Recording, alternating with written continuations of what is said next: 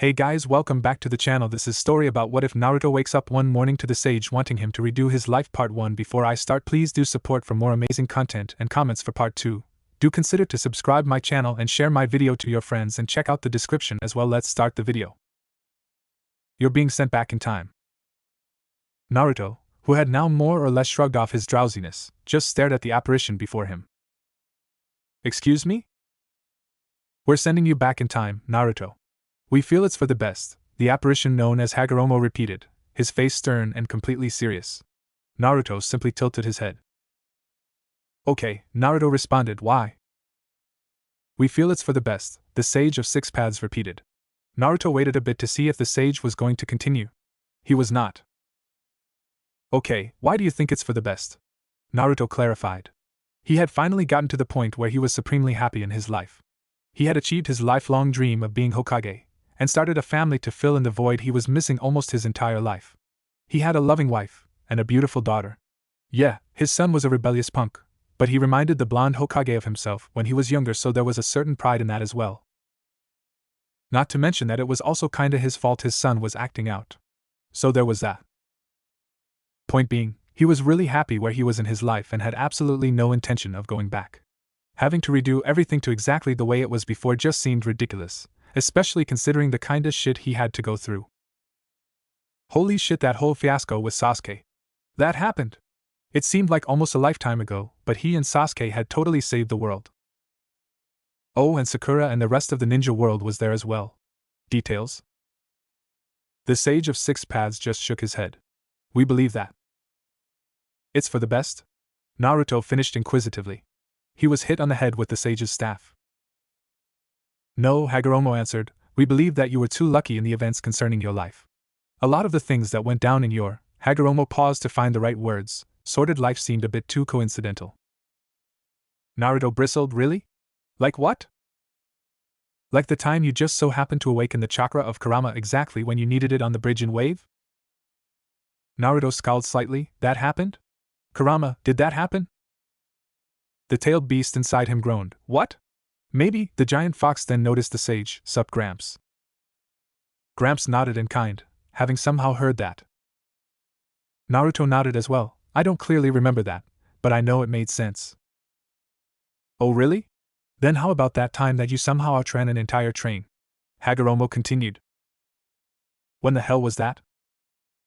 The mission to Snow Country. To save the princess? Yuki? How the hell do you know about that? Naruto asked. Details, Hagoromo answered. Fine, Naruto replied, not caring either way. I can easily outrun a train. I can outrun light if I really wanted to. Hell, my dad used to do it all the time. You were 13 at the time. I was a gifted youngster, Naruto replied. Earlier that day you struggled to outrun a horse. I was also determined. Determined enough to outrun a train? You underestimate my determination. Very well, Hagoromo explained, then that time you managed to survive Itachi and Kisame? Erosenin was there. Sasuke was there before him, Hagoromo retorted. He was still there. And how about that whole 3-year hiatus the Akatsuki went on? Explain that? They had their reasons. Explain them. I don't pretend to understand the minds of deranged S-ranked criminals. Explain beating Neji. Determination. And getting pain to bring everyone back to life? Talk no jutsu is a fearsome ability. Hagoromo just rolled his eyes, suppressing a more exaggerated response. Whatever, you're being sent back in time. Why? Naruto asked. We feel it's for the best, Hagoromo responded. Naruto stared at the sage. You know, you're being difficult. So are you, Azura, the sage responded. I'm not your son. But you are being sent back in time, the sage answered, twirling his staff in a circle. Instantly they were transported from Naruto's bedroom to a weird, void-like dimension. There was almost nothing in it, random colors just flowing in the background. Huh, so this is what being sent back in time is like, Naruto commented, looking around, very pretty. Kyuubi chose this time to chime back in, you're taking this really well, Naruto. Naruto looked at his stomach, give me a minute. You'll be sent back to about the time you were scheduled to take the genin exam. We want to see how your life would go if you weren't so lucky, the sage continued. Naruto looked back at the sage. Yeah, about that. Why exactly do you think I'll just play along? I have about enough power to completely and totally annihilate every single person in the elemental nations on a whim. There are about a grand total of, 0 people who can stop me. I'm assuming you want me to play out my life as I did when I was a child with slight differences. That's not going to happen. Purely out of spite, Naruto neglected to add. He was not excited about being pulled back in time and away from everything he loved. Oh, good question, the sage stated, glee in his eyes. With a twirl of his staff, Naruto was once again a child. Looking at his now much shorter arms and terrible jumpsuit outfit, all Naruto could do was shrug. Yeah, I expected as much. No big deal. Hagoromo chuckled, you're taking this well? Naruto shrugged again, well yeah. I can still use Shadow Clone Jutsu and Rasengan. That's literally my entire arsenal. I have learned literally nothing else in my entire tenure as shinobi, so just being smaller isn't going to really change how I fight. We're also taking away your toad summoning, Hagoromo continued. You hadn't signed its contract yet where we're dumping you. Oh, Naruto stated, will that take away my sage mode? Hagoromo thought about it. It shouldn't. I think that's just you being really still. Then that's fine. I hadn't summoned Gamakichi in a while anyway. He would be about the size of my palm anyway, Naruto responded, a hand on his chin. What about Kurama? Do I still have the fuzzball? Hey, fuck you, brat. Hagoromo decidedly ignored the interaction. Yes. Then I hadn't really lost anything but the ability to get the ramen out the top drawer. You'd be surprised at how much that changes things. For once since he woke up that morning, he agreed with the sage. Also, you're allowed to bring one person with you. At this, Naruto perked up. At least he wouldn't be totally alone. Hey! He could totally bring Himawari and completely fuck with some heads. You can't bring people who weren't born yet, Hagoromo continued, as if sensing the Neoboy's intentions. Naruto visibly deflated. He didn't really care about that clause anymore. Although, I suppose you could bring Bolt if it's that important to you. No, Naruto responded without hesitation. He was not bringing his son back. No way in hell could the world handle 2 of him. He continued thinking on it. Can I bring back Sasuke? Hagoromo looked at him funny. I would assume you would like to bring back your wife. Naruto shook his head. Nah. If we went back together, we'd probably immediately attempt some very disgusting and very wrong prepubescent sex. That'd kinda mess up your intentions of keeping things the same. Hagoromo held up a finger. Oh right. About that. You don't exactly have a choice whether or not things change. No matter what you do, things will attempt to go the way they originally did. Explain. The gods that hired me to do this find your life and subsequent misfortune extremely entertaining. No matter what you do, they will find a way to push it back on track. Oh, Naruto intelligently responded, well in that case fuck you and fuck them. Hagoromo held his finger back up, a hand to his ear. The gods say that now they're going to actively fuck with you. Naruto shrugged. So who are you going to bring? Hagoromo asked. Naruto thought on it. He could bring Sakura.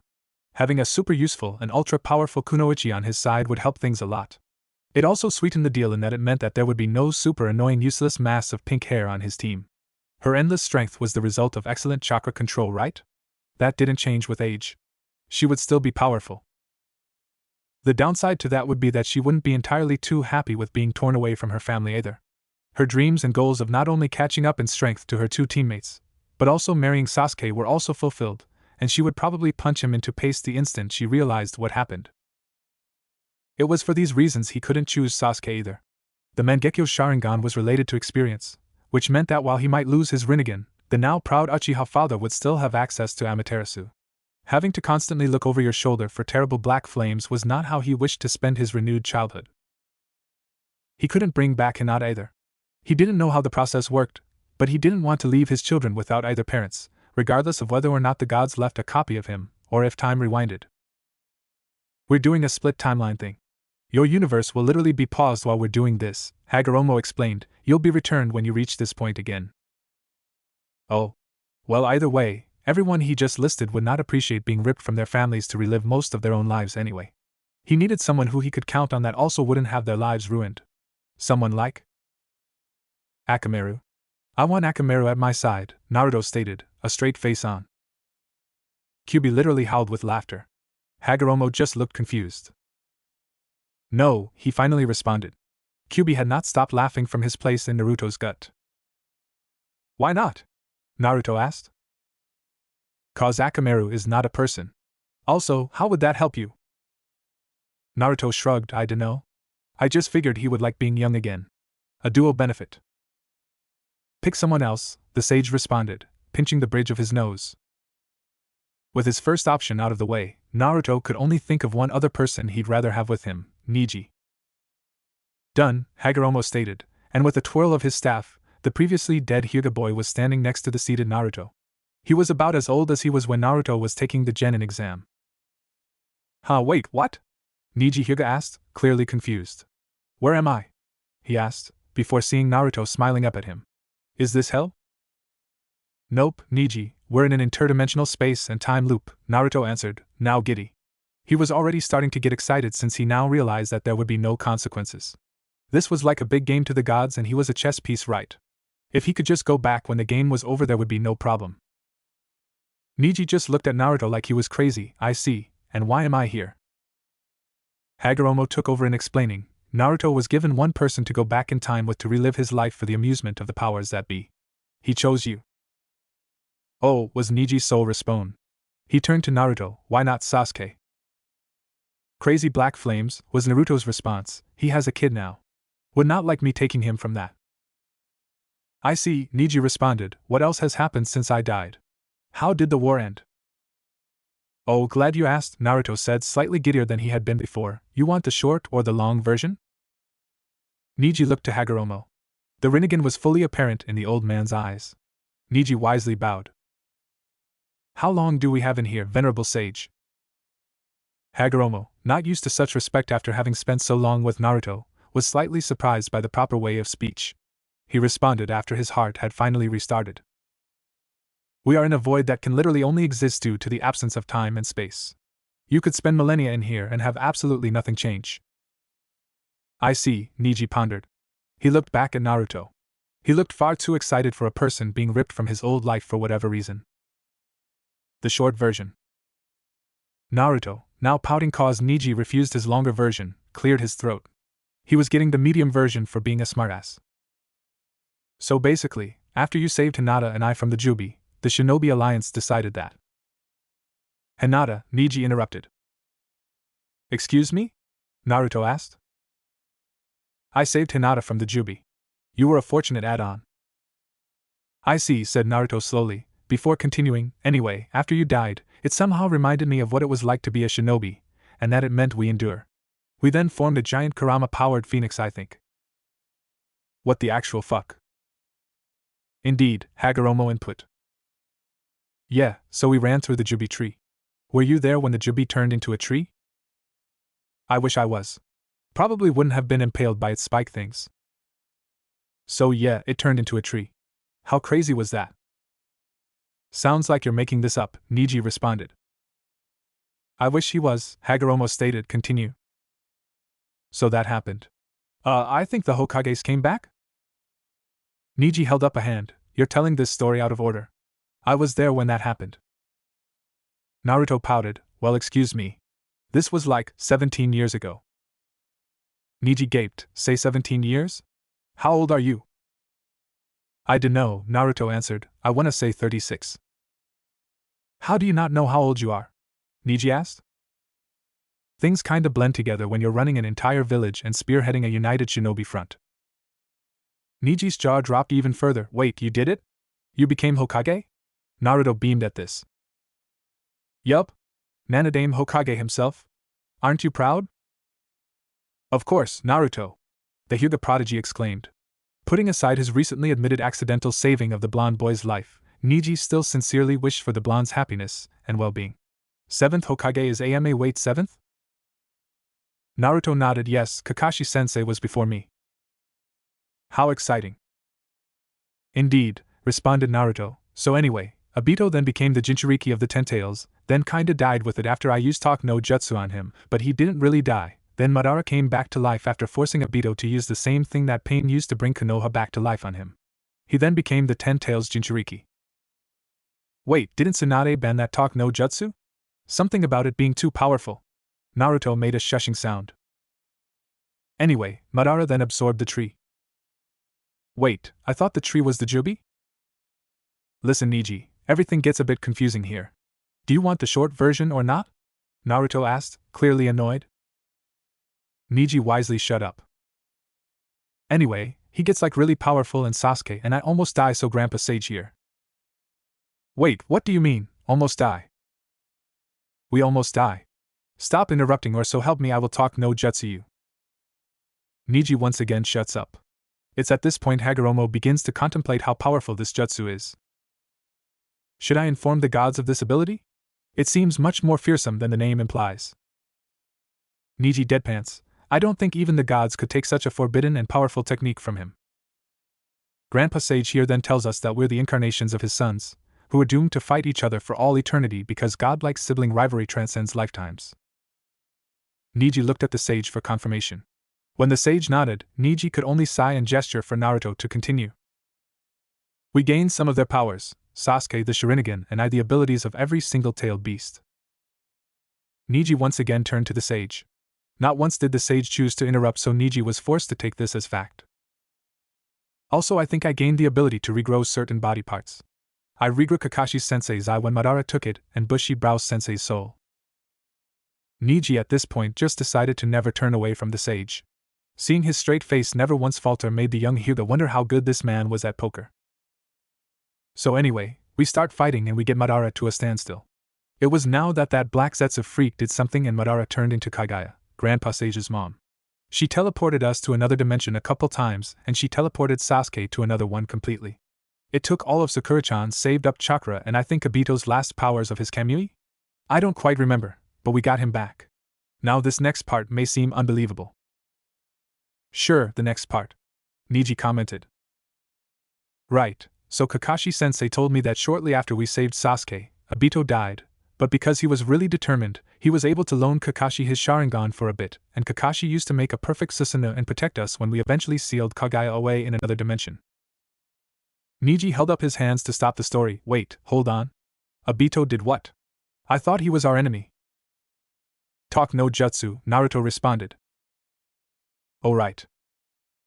Seeing Neji's immediate acceptance had finalized Hagoromo's decision to tell the gods of this technique. But he came back to give Kakashi his Sharingan? There's a limit to how far determination can go. You'd be surprised, Hagoromo cut in. So anyway, Grandpa Sage summoned us back, Sasuke and I fought, and eventually lost both our arms, before I finally pulled that stick out of his ass. He then settled down, roamed the earth, had a kid with Sakura, I had 2 kids with Hinata, and we all lived happily ever after until this happened. It was here Naruto found a gentle fist at his throat. He poofed into non-existence. Wait, what? Neji asked. Hagoromo shared that sentiment. That was a shadow clone? Hagoromo, who couldn't believe it, cursed before putting his hand on Neji's shoulder. I'll be back. In his office, Naruto had momentarily stopped eating his instant ramen when the memories of his clone zipped back to him. They finally figured it out, huh? The orange Hokage then placed his hand on the intercom. Hey Shizen? Yes. Naruto? His lovely assistants who looked over the last 2 Kages answered. Next time I press this button, remind me of something? Yes, Naruto? Remind me that I almost got away with pranking the god of shinobi, he answered, before Hagoromo's hand zipped out of the ether and dragged Naruto back into the timeless zone. Naruto, now a kid again, laughed his ass off. Took you long enough. Naruto awoke, with a start. This was the second time in 3 hours that he would awaken to the sunrise hitting his face.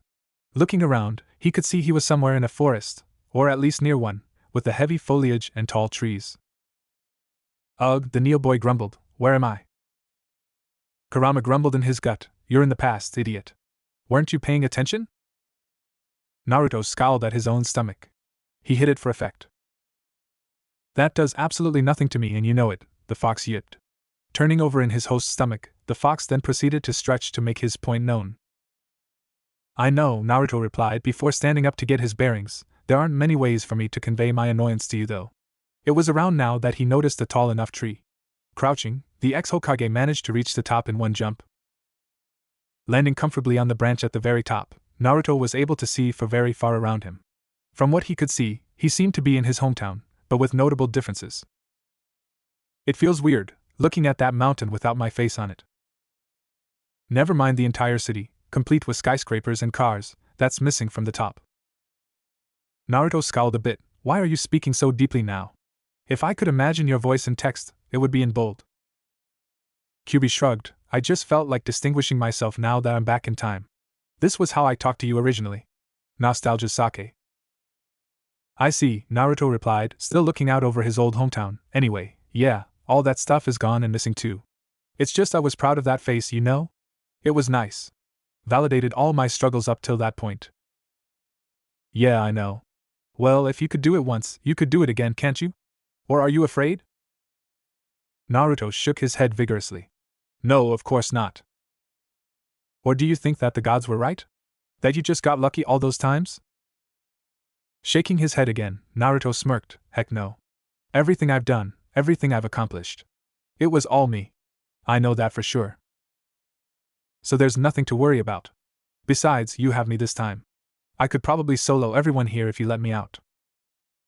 You probably could. Wait. Why are you asking? You haven't been sealed for years. You can leave at any time. Oh right, the fox replied. 1 second. A puff of smoke appeared next to Naruto on the tree branch. When it cleared, a boy strikingly similar to Naruto, but with fox ears and a big, bushy orange tail appeared. Instead of Naruto's orange jumpsuit, however, he was in an orange dress shirt and black dress pants. Upon appearance, the Kyuubi looked at himself in disgust. Why the fuck am I a kid? Naruto looked at the fox. Upon seeing his short stature, he shrugged, not really caring. He turned back to the village. Kyuubi was not as uncaring. Brat. Why? The fuck? Am I a kid? How the hell should I know, Kurama? Your age probably reverted when I did. You do have to run your chakra through my body before it's released. I could choose my human form before. The fox screamed. He poked at his chubby cheeks. I don't want to be doomed to look like you. The horror. Naruto, who was about to return fire, decided to look at himself first. He was dressed in a tacky full orange and blue jumpsuit that had honestly seen better days. It was ripped and tattered all over, including places that quite honestly had no reason to have a hole. Lifting his shirt, the boy saw that his body, while not necessarily bony, was stringy and thin. Almost like he had not eaten much over the weeks. There were quite a lot of bruises on him, as well as the scars he was born with on his baby fat cheeks. He didn't look bad, but unless you were into specifically him, he wasn't going to turn any heads. At least Kurama had those ears and better clothes. Deciding not to retort on something that he honestly agreed on, Naruto just turned back to the village. It wasn't exactly his anymore, but well, it was still home. Not gonna respond, brat? Kyuubi asked. Naruto shook his head. Not really. I just want to enjoy this. Isn't it great? Naruto asked, gesturing his hand out over the city. This is the city before it was destroyed. Everyone here, they were still innocent. So many people have no idea what terrible things are about to happen to them. How much things are about to change. How many of them are about to die. Right now, they're all still alive. They're all still happy. Kyuubi, now seeing Naruto wasn't up for a round, just stared out over the village at well. He supposed the man-turned-kid was right. There was something beautiful about the things that he said. The inherent innocence that accompanied their trip back in time. The peace that hung in the air like a nice little blanket after to his attack had a presence that only a man wouldn't miss. He, being a chakra monster of extreme malevolence, was one of those madmen. We should fuck with them. We should fuck with them hard. Naruto took a deep breath.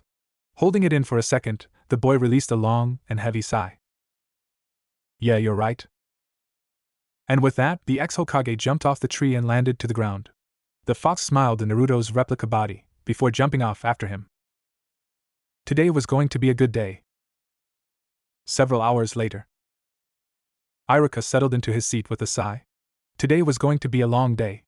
Looking over his class, each and every one of his students had a look of apprehension on their faces.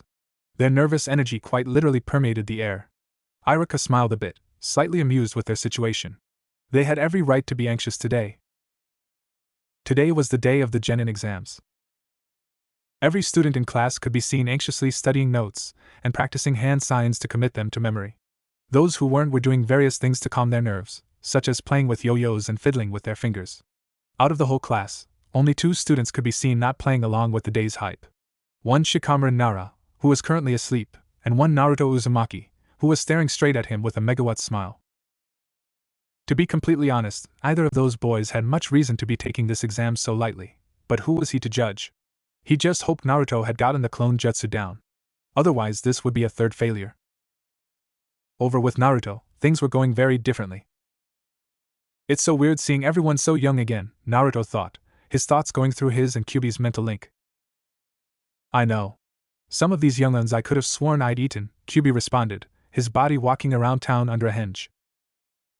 Naruto's smile faltered a bit. I would appreciate you not trying to dampen my mood. And I would appreciate you not trying to dampen my food, Kyuubi retorted. Upon seeing a human that looked particularly delicious, Kurama smiled, some teeth showing through his poorly made henge. Hey brat, do you think they would notice if I just ate one of them? Akimichis are actually really delicious. Naruto pinched the bridge of his nose. Yes. Yes, I do think they'd notice. Why the hell are you asking me this? Did I ever let you eat anyone back in our time? Yes. Yes, you did. I was actually supposed to eat some bandits today, and honestly, this whole sent back in time thing really ground on my nerves. I was really looking forward to it. Naruto sighed, then take it up with your sage grandpa. I don't have time for this. Which brings up another good point. Why exactly are you playing along with this mockery of the gods?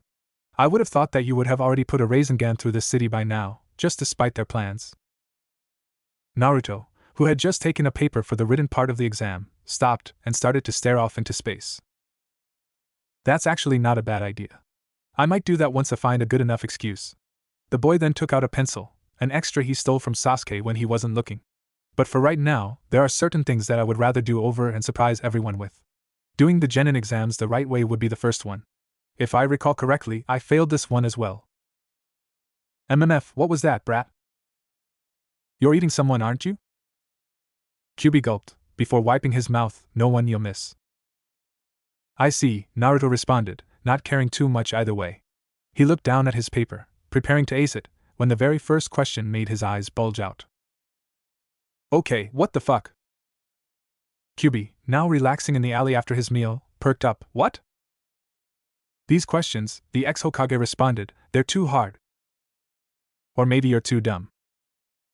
Damn it, Kyuubi, now's not the time. I know these questions weren't on the test the first time around. Iruka-sensei and I did a mock retake of the test I took when I finally graduated the day after I became Hokage. I passed it with a B. This isn't the same test. Kyuubi stopped listening in favor of laughing. The 7th Hokage of the Hidden Leaf Village did average on a child's test. You can laugh all you want, furball. At least I don't cough up hair after washing myself. At least I wash myself, meatbag.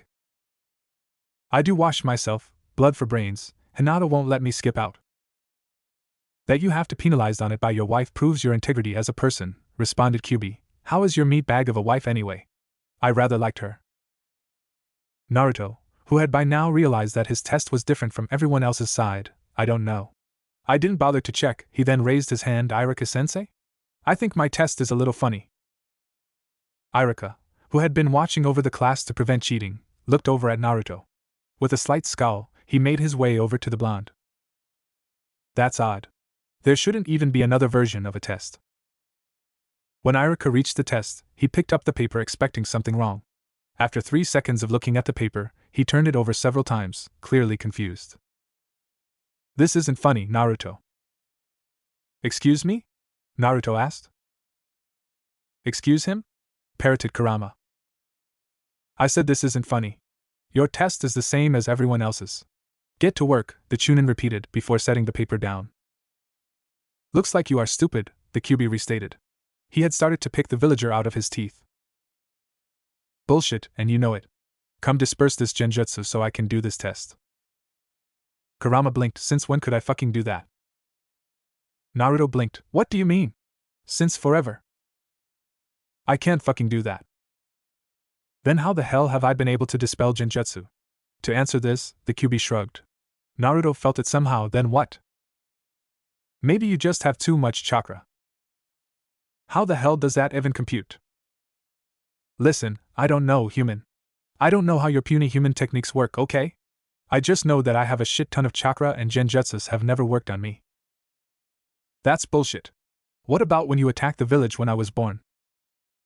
Kyubi chuckled. Okay, let's be fair here. Do you really think it'd take that much convincing to get me to burn this hovel to the ground? Naruto thought about it. He supposed that it wouldn't take much convincing to get him to burn it to the ground, and he lived there. Second, I was affected by the Sharingan. You know? That thing that allows people to cut mountains and summon unquenchable, never-ending fire as dark as the blackest night? The thing that allows people to hop dimensions? The thing that evolves into something that can summon meteors? Okay, I get it, Naruto thought, trying to assuage the offended demon. He started channeling chakra through the paper. When it didn't dispel anything, he sighed, and decided to just try to work out the problems. Even if he failed this, if he passed the others he'd still do fine enough. Maybe your teacher is sabotaging you. Naruto shook his head. Impossible. Iruka-sensei is my friend. The gods did say they would actively fuck with you in order to keep things on track, Kyubi reminded him. He had taken to walking around the street to pickpocket a few items. I doubt they would change Iruka-sensei though. That was a very core part of my life. Changing it would change so many things. Then maybe they change the test. If it's not a genjutsu and your teacher is the same, then maybe they change the test so you would definitely fail it. Naruto pondered that. Over the course of the conversation he had accepted that there was no way in hell for him to answer any of these questions. You might be right. Of course I'm right. Do you know who I am? Naruto chuckled. My favorite fuzzball? You're damn fucking right I am, Kyubi stated with pride. Naruto had now flipped his page to start drawing on the back, so the gods are intent on making me fail. I probably can't change it now that we're so far in. You can shove a giant Rasengan through the class. Naruto shook his head. No, I'd still fail and they'd flip it so I'd still do the Mizuki thing. Was that when that asshole teacher told you about me? Naruto nodded. Yeah. He called you a bastard a couple times. It was great. The Kyubi lit up. That's just great. Can I eat him? Isn't that the entire reason you're stealing stuff? Naruto then picked up the paper to appreciate his drawing. Would you have cared what I said either way? Yes and no, meatbag. In that order, the Kyubi then stopped where he was walking. I never was able to find my way around these parts.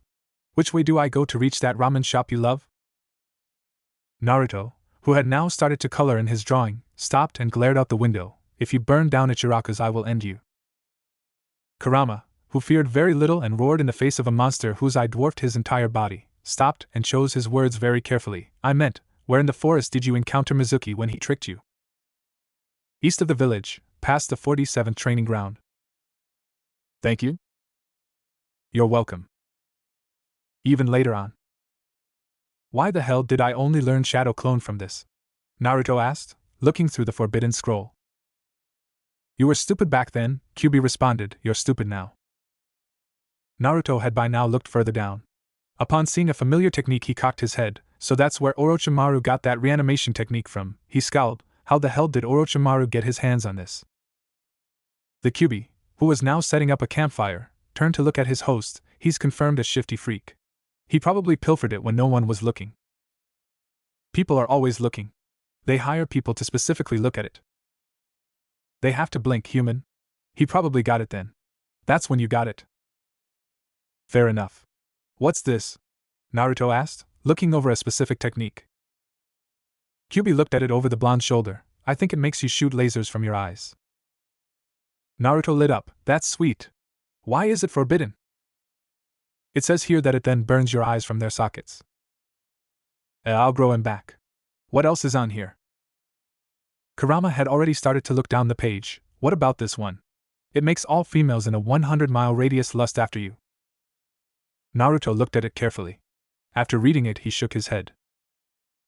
Nah. I only want Hinata. Everyone else is kind of a drag. Besides, that would probably drag Granny Tsunade along, and that's not what I need. Save it anyway. Your pervert teacher would enjoy it. Naruto deadpanned. Which one? Kakashi, Yamato, or? The blonde dropped the scroll. Jiraiya. Kyubi, Jiraiya, he's alive here, yes? Fascinating, isn't it? Tears almost came unbidden to his eyes. I'm not letting him die again. The gods be damned. Kyubi shrugged, heading back over to his impromptu campsite. It doesn't matter either way. He'll be gone when you're replaced back in your original timeline. Naruto shrugged. It doesn't matter either way. I just don't want to see him die again. Fair enough. Hey, the asshole teacher is on his way. The good one is slightly behind him. Naruto frowned. That's not right. Iruka was supposed to be here first. The gods are probably intervening again, he then smirked. Two bad things are about to change regardless. Staring into the scroll, Naruto quickly memorized the laser eyes for future use before rolling it up and putting it into his backpack. It's showtime, Kurama. I think you mean dinner time, meatbag. Shortly after Kurama said that, Mizuki landed into the middle of the forest clearing. If he was surprised that there were two Narutos, one being decidedly more foxy than the other, and that said foxy Naruto was tending to a campsite and looking at him while licking his lips hungrily, he certainly didn't show it. Though, to be honest, Naruto probably wouldn't have reacted to such a bizarre scene either. I see you got the scroll, demon brat. Kurama piped up, excuse me, human. I'm the demon around these parts. Don't you dare compare my magnificence to a dunce like he. Mizuki ignored him. Now just hand it over. I'll graduate you on the spot. Naruto, who was looking back and forth between his Biju and his old teacher, answered slightly confused. Do you not see that? It doesn't concern me, Mizuki replied. Naruto looked back at Kyubi. He was placing salt in a cauldron. I really think it does. Mizuki had started to get fed up. He didn't have much time. He had to get the scroll and head over to Orochimaru before he was caught by the Konoha officials who were almost definitely looking for him. I don't have time for this, brat. Just hand it over. Naruto, who was now clutching the scroll, was just extremely perplexed. Is this the doing of the gods as well? Is he stuck on the same actions as before? Maybe, responded Kurama. Your less annoying teacher is still as far away as before. I'm guessing they're waiting for something. Who are you talking to, brat? Is it the demon you have inside of you? Incidentally, he was. What are you talking about? Naruto asked Kurama. Mizuki thought he was talking to him, and continued. You mean you don't know, demon brat? Then allow me to tell you. You, Uzumaki Naruto, are no normal child. Have you never noticed the stairs? Why no one would talk to you or let you in on their little, pathetic reindeer games? It's because you, child, are actually so much more horrid that you look. Naruto took personal offense to that last part. He filed it away for later. Mizuki continued, You disgusting little brat, are actually the terrible Kyubi no Yoko that destroyed the village those years ago. You are the being that caused us so much death and destruction. You're the one to blame for the sadness that has plagued us all. Again, that was me. All me. And Obito, Naruto clarified. Details? So what do you have to say for that? Huh, demon brat? I bet you're feeling broken and betrayed. Mizuki continued. Not really. I already knew all of that. Mizuki blinked. What? I said I already knew that. Mizuki blinked again. Oh. Okay. Then I guess I'll just kill you now. No, you won't. A voice came from the forest. Immediately Iruka jumped from the tree and in front of the young orange ninja. He was promptly knocked out by said orange ninja. Oh, that's where he was. I guess he was just supposed to wait until Mizuki spilled the beans. It might also be why he's trying so hard to ignore me. Sucks for him, Kyubi stated, adding field poppies to the soup. Aren't those poisonous? Naruto asked while carrying Iruka over to a safer place. Yes, was Kyubi's reply. Then why are you eating them? 'Cause it's a good thing I don't have organs or a respiratory system or anything inside me at all to be affected by the poison. I'm going to abuse that power. The blonde Hokage stared at his foxy counterpart. You don't have organs? The fox stared back. I'm a being made of pure, unbridled, malevolent chakra. You tell me about what organs you think I would have. Fair enough, replied the orange boy. He turned and stepped back in front of his traitorous teacher. You're still here? Mizuki, who had now watched the whole exchange, was certifiably flabbergasted. I'm pretty sure you weren't supposed to do that. Naruto glared at him. You're confused at that, and not at the demonic me who has been sizing you up since you stepped into this clearing? Mizuki shrugged. I'm a simple man. I ignore that which I don't understand. Well prepared to be completely mindfucked, cause nothing inside my stomach makes sense. Believe me, I've been there, Kyubi replied. In a flash of orange, the fox boy reappeared behind the chunin. Before he could say anything, the Kyubi had grasped the man in two giant chakra claws. Unable to move, the man could do nothing but squirm in the superior being's grasp. What? Let me go. Well, if that's what you want, Kyubi replied. With a smirk, the chakra hands held the chunin higher in the air. After shifting his jaw a few times, the fox boy opened and expanded his jaw to an almost disgusting. No, that's pretty disgusting, Naruto interrupted. Wait, did I just interrupt the narrator? To a disgusting amount. He then dropped the terrified man in his mouth, swallowing him whole. Delicious, the Kyubi remarked, couldn't have made it any other way. Traitors are just wonderful to eat. Naruto, who was more than a little scarred, decided to comment, that may have been the most terrifying thing I'd ever seen, and I've seen Kakashi wear Guy's jumpsuit for his birthday. The Kyubi shrugged, you'll get over it. No, I don't think I will. The Kyubi shrugged. He decided he didn't care. Naruto then looked at the boiling pot that was sitting over the campfire. Wait, if you were always going to eat him whole, why did you need the stew? He asked. Oh, that? Right, Kurama remembered. He walked over to the pot, and taking it in a giant chakra hand, started to ingest the contents. Naruto could swear he could hear pained screams. After a while, Kurama finished the pot. Setting it down, the chakra being licked his lips, appreciating his own food. Delicious. Naruto was confused. What was the point of that? To kill the guy I just ate. Why? 'Cause I've eaten people whole before. It didn't turn out well. Then why didn't you just chew him? It takes away the pure awesomeness of eating him whole. Naruto sighed, before looking over at his other sensei. He made his way over to him and shook him slightly by the shoulder. You probably shouldn't be here when I wake him up. Replied the Kyubi, before making a hand sign. The fox disappeared in a shunshin. I'll return to your gut when I'm done digesting this slowly dying maggot. Poppy poison is just great. I can hear him moan in agony. You get to that, pal. It was around now that Iruka had started to awaken. Where am I? What's going on? Naruto smiled. You saved me from Mizuki, sensei. Thank you. Iruka rubbed his head. Are you sure? I could have sworn something knocked me out as soon as I got here. In fact, if I didn't know any better, I would have said that you. Naruto cut him off. No. You saved me, Iruka-sensei. If it weren't for you, we would have both died out here. Thank you for standing up for me and assuring me that I'm not the filthy beast inside of me. I'm outside of you now, ninja brat. If I knew where Hinata lived, I would eat her whole family for that. As long as you leave Hinata herself, I couldn't care less. Iruka by now was just confused. Well, that does sound like something I planned on doing. But I don't remember any of it. Naruto smiled. I know. Just give me my headband? Oh right, Iruka remarked. Close your eyes. Naruto, never being able to forget this moment, did as he was told. He could hear the shuffling of cloth and the slight clink of metal as Iruka removed his own headband to be placed on Naruto's head. Feeling pride rush all around him, Naruto couldn't repress the smile that was on his face. Okay, you can open your eyes now, Iruka said.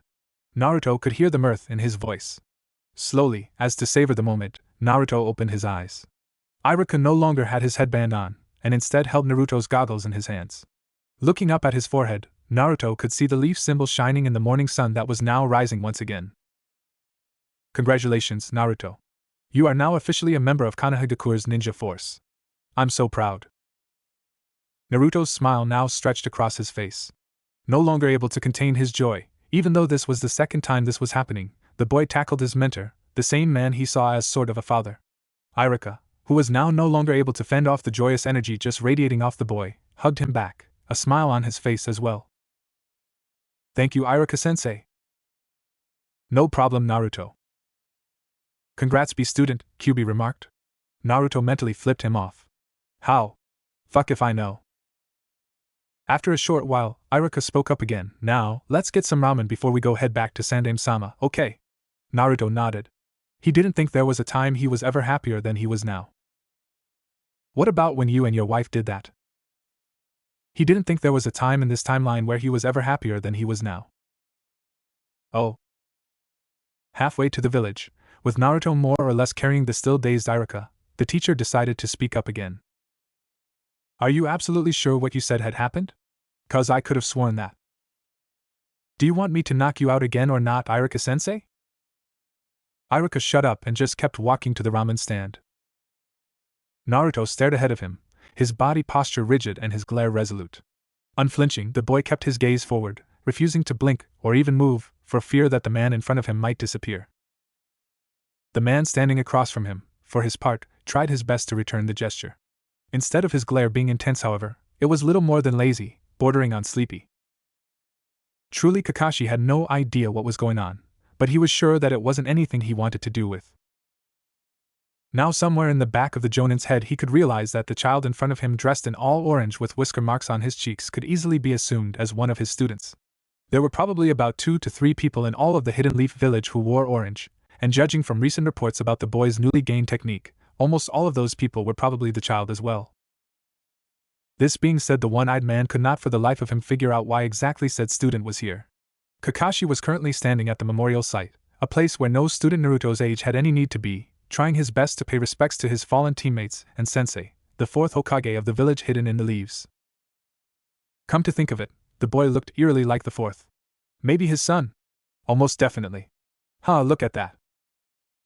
Anyway, he was trying his best to pay his respects, a feat he did religiously and only when someone important needed his time elsewhere. The penance for their deaths fell heavily on his heart, and he damn sure couldn't bear the weight of such guilt himself. Therefore he would grieve for them for other people as well and consider the hours, sometimes even days, of their lives he wasted as a small payment. It was the least he could do. So with this in mind, the ninja decided to be only 2 hours late to pick up his cute little prospective students. Unfortunately, one of them seemed to have come to him early at that.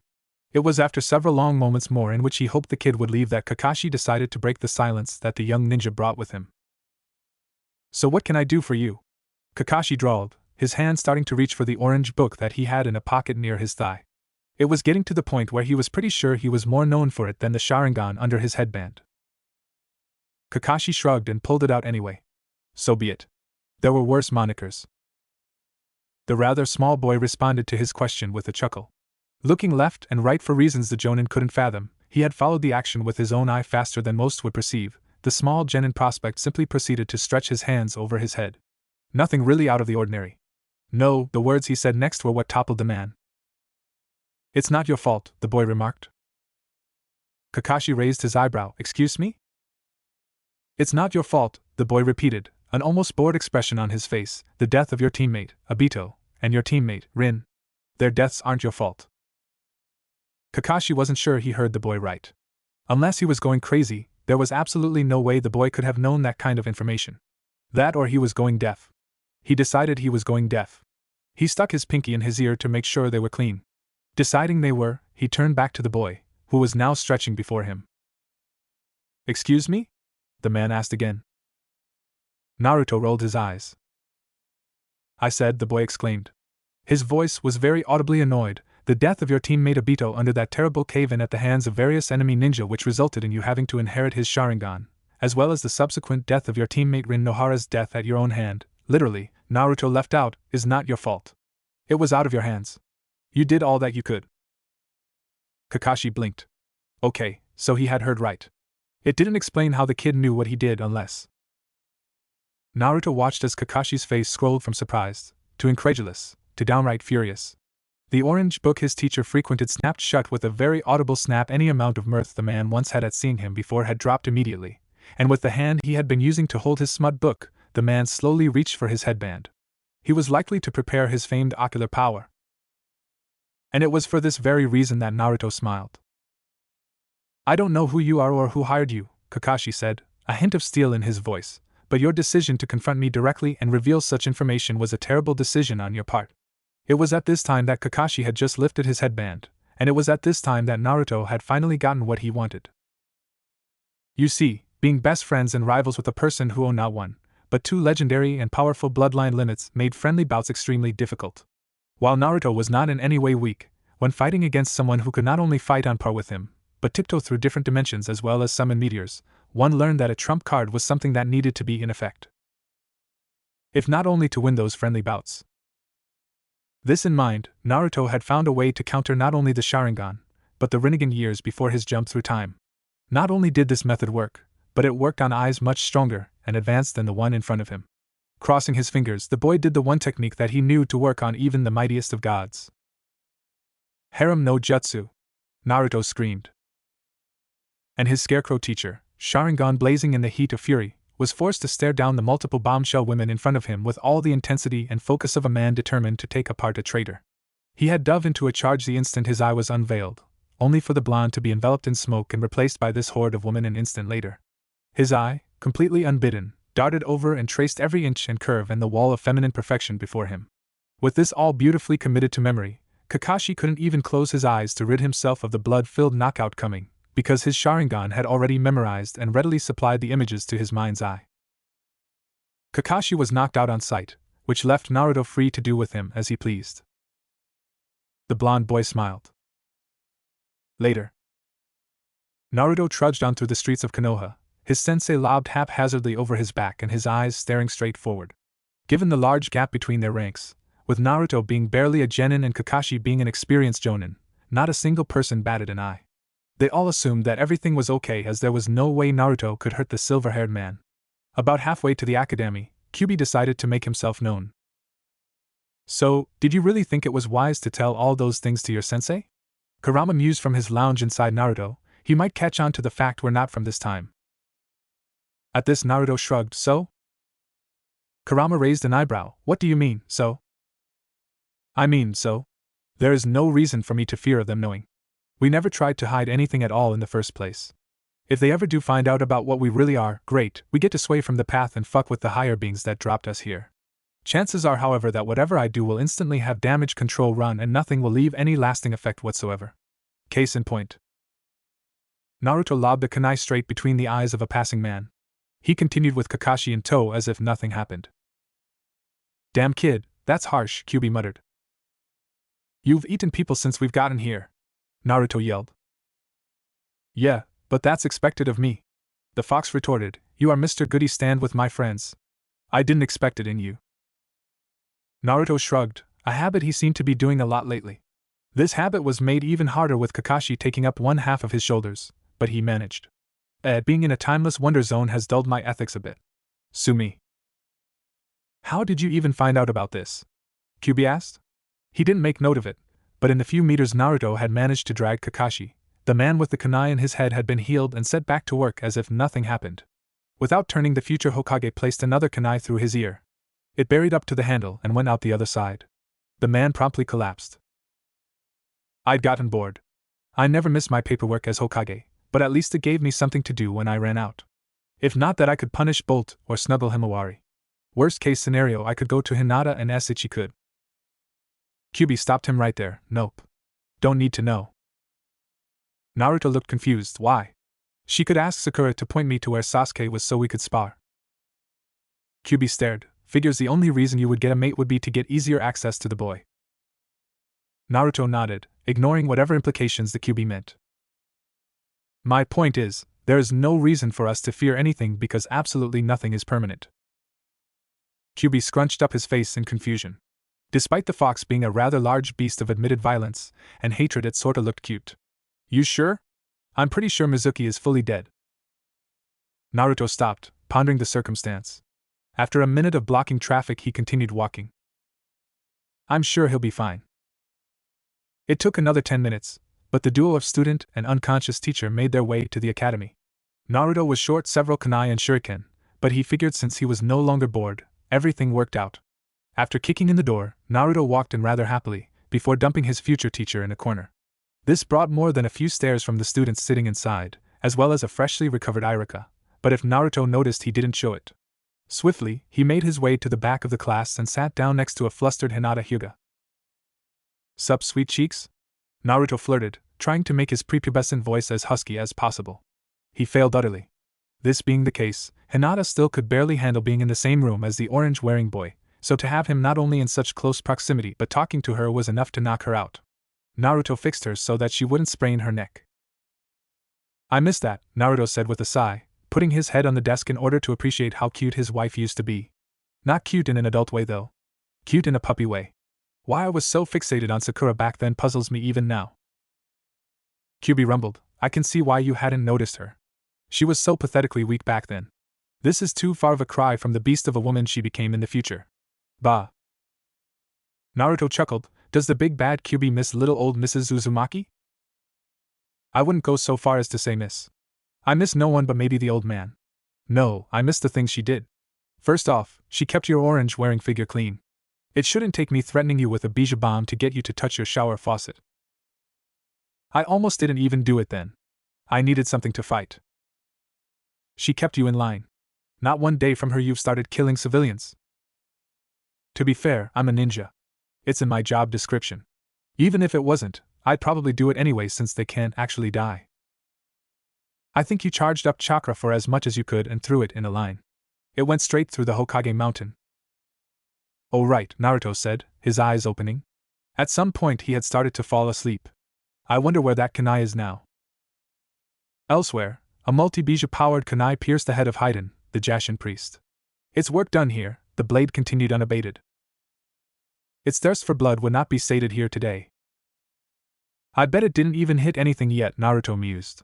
QB rolled his eyes at how easy his charge was taking this. There are easier ways to fuck with the gods, child. True, Uzumaki answered, but I enjoy the sweeter things in life. Even later. The three students, Sasuke, Naruto, and Sakura, sat on a bench on the roof of their academy. In front of them stood a slightly flustered Kakashi. He was tired and his head hurt something fierce, but there he was. Completely on time. And you're sure that's what happened? The man asked the orange ninja sitting before him. Definitely, Naruto answered, his smile bright enough to power generators. I found you in the middle of the forest, knocked out with a huge smile on your face. You look peaceful, so I wanted to put you in a place where I get my best sleep. The answer to that being, of course, the academy classroom. That you just so happened to be our Jonin teacher was coincidental. I see, the scarecrow responded. Very well, let's go over our introductions, shall we? The man continued. He was tempted to reach into his pouch to get his book, but recent odd blackouts made him decide to rethink that plan. He may need to lay off the stuff if it was going to make him randomly black out like that. Sensei? How should we do this? The pink-haired girl asked after some time. The Jonin could hear the trepidation in her voice, but decided not to comment on it. He would beat her doubt out of her head if she ever became his student. Well, I'll go first, Kakashi answered. My name is Kakashi Hatake.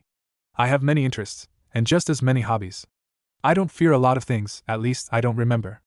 I don't have a lot of goals left, but I don't think I regret anything either. That's about it for me.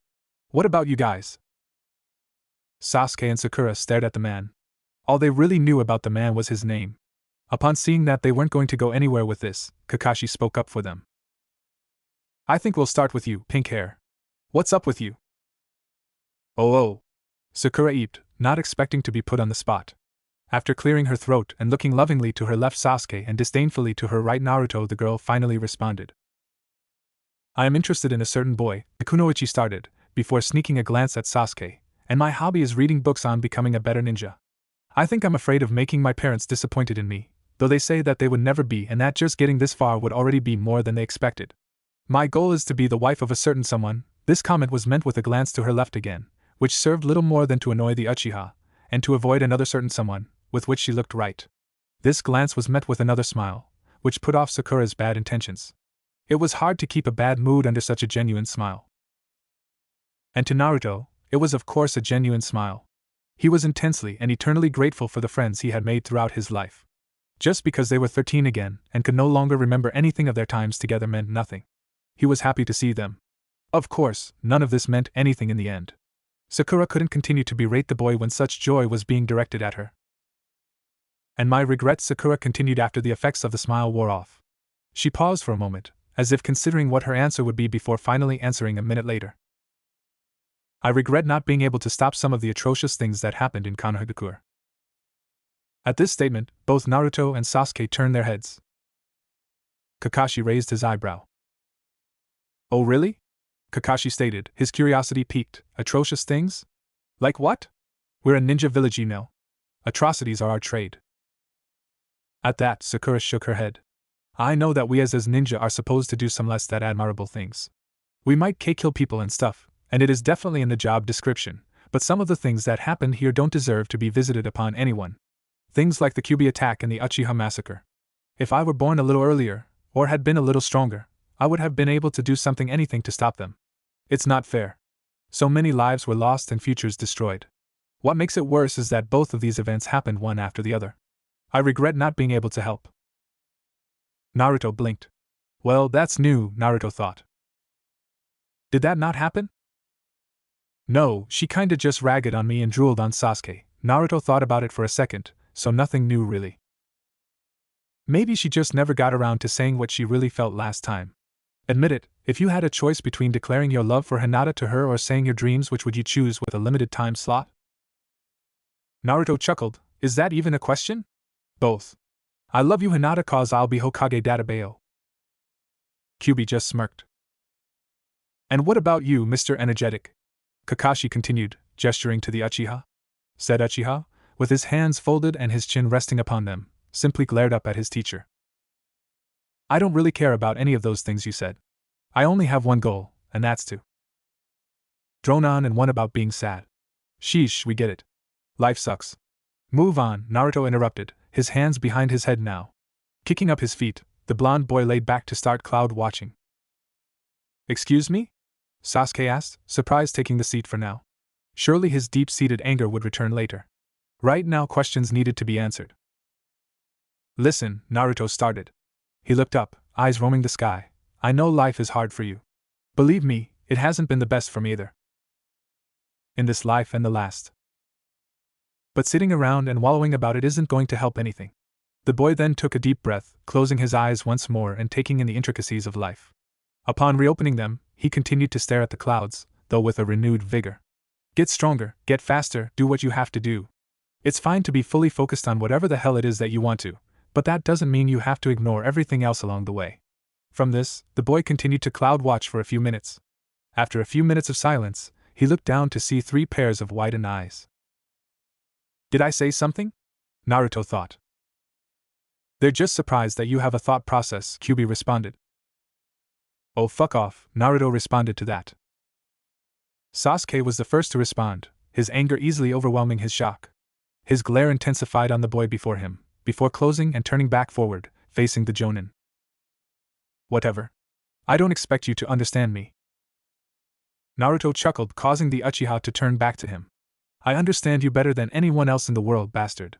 You may not think so now, you may not want to admit it, but you know that you and I share a certain kind of pain. You know we share loneliness. You want to bottle it all up, and take responsibility for all of the bad things that resonate within you.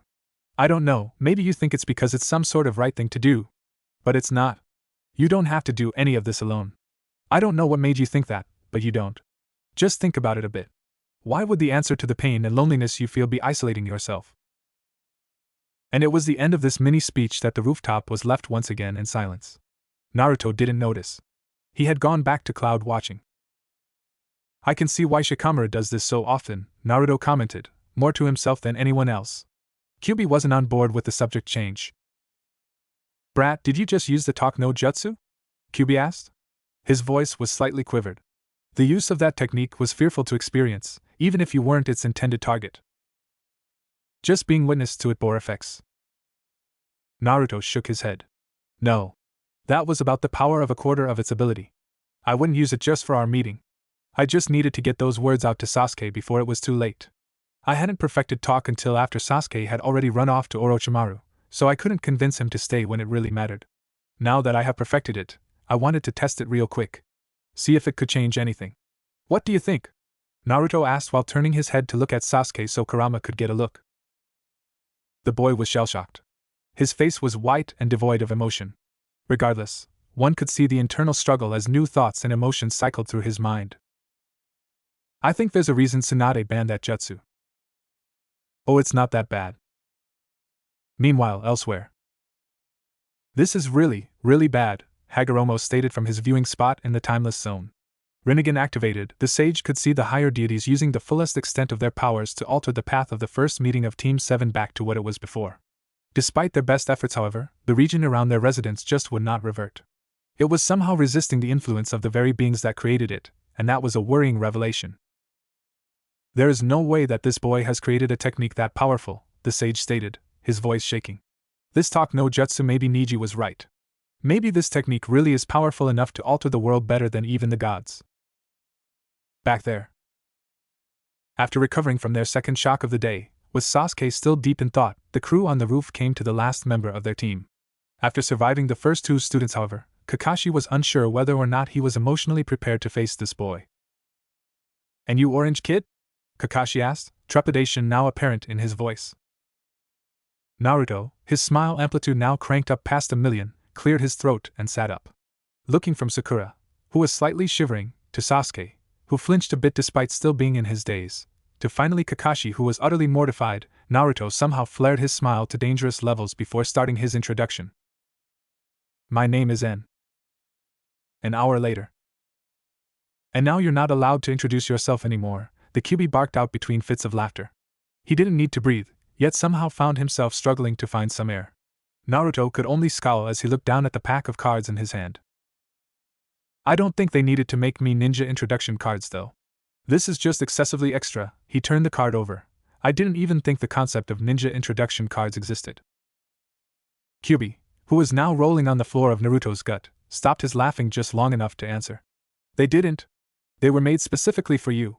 This revelation only seemed to worsen Naruto's mood. "Wait, so you're saying that the words on these cards weren't stock phrases?" "Nope. Made custom for you. I don't think these words could fit to anyone else." "That's stupid." "Sure, human. Don't give away everything on the card." Naruto stood in the middle of a grassy field. The wind blew softly, carrying on it the sweet smell of spring grass and various other forms of nature in bloom. Turning to his left, Naruto saw his pink-haired teammate, Sakura Haruno. Her hair was still long at this point in time, signifying that she was still not serious about being a ninja yet. Her fists were clenched, and her stare was set directly ahead. She had blinked very little since Kakashi had revealed to them what their test was, and if he looked close enough, he would see that she was shaking slightly. This test was probably incredibly nerve-wracking to her, and he could see why.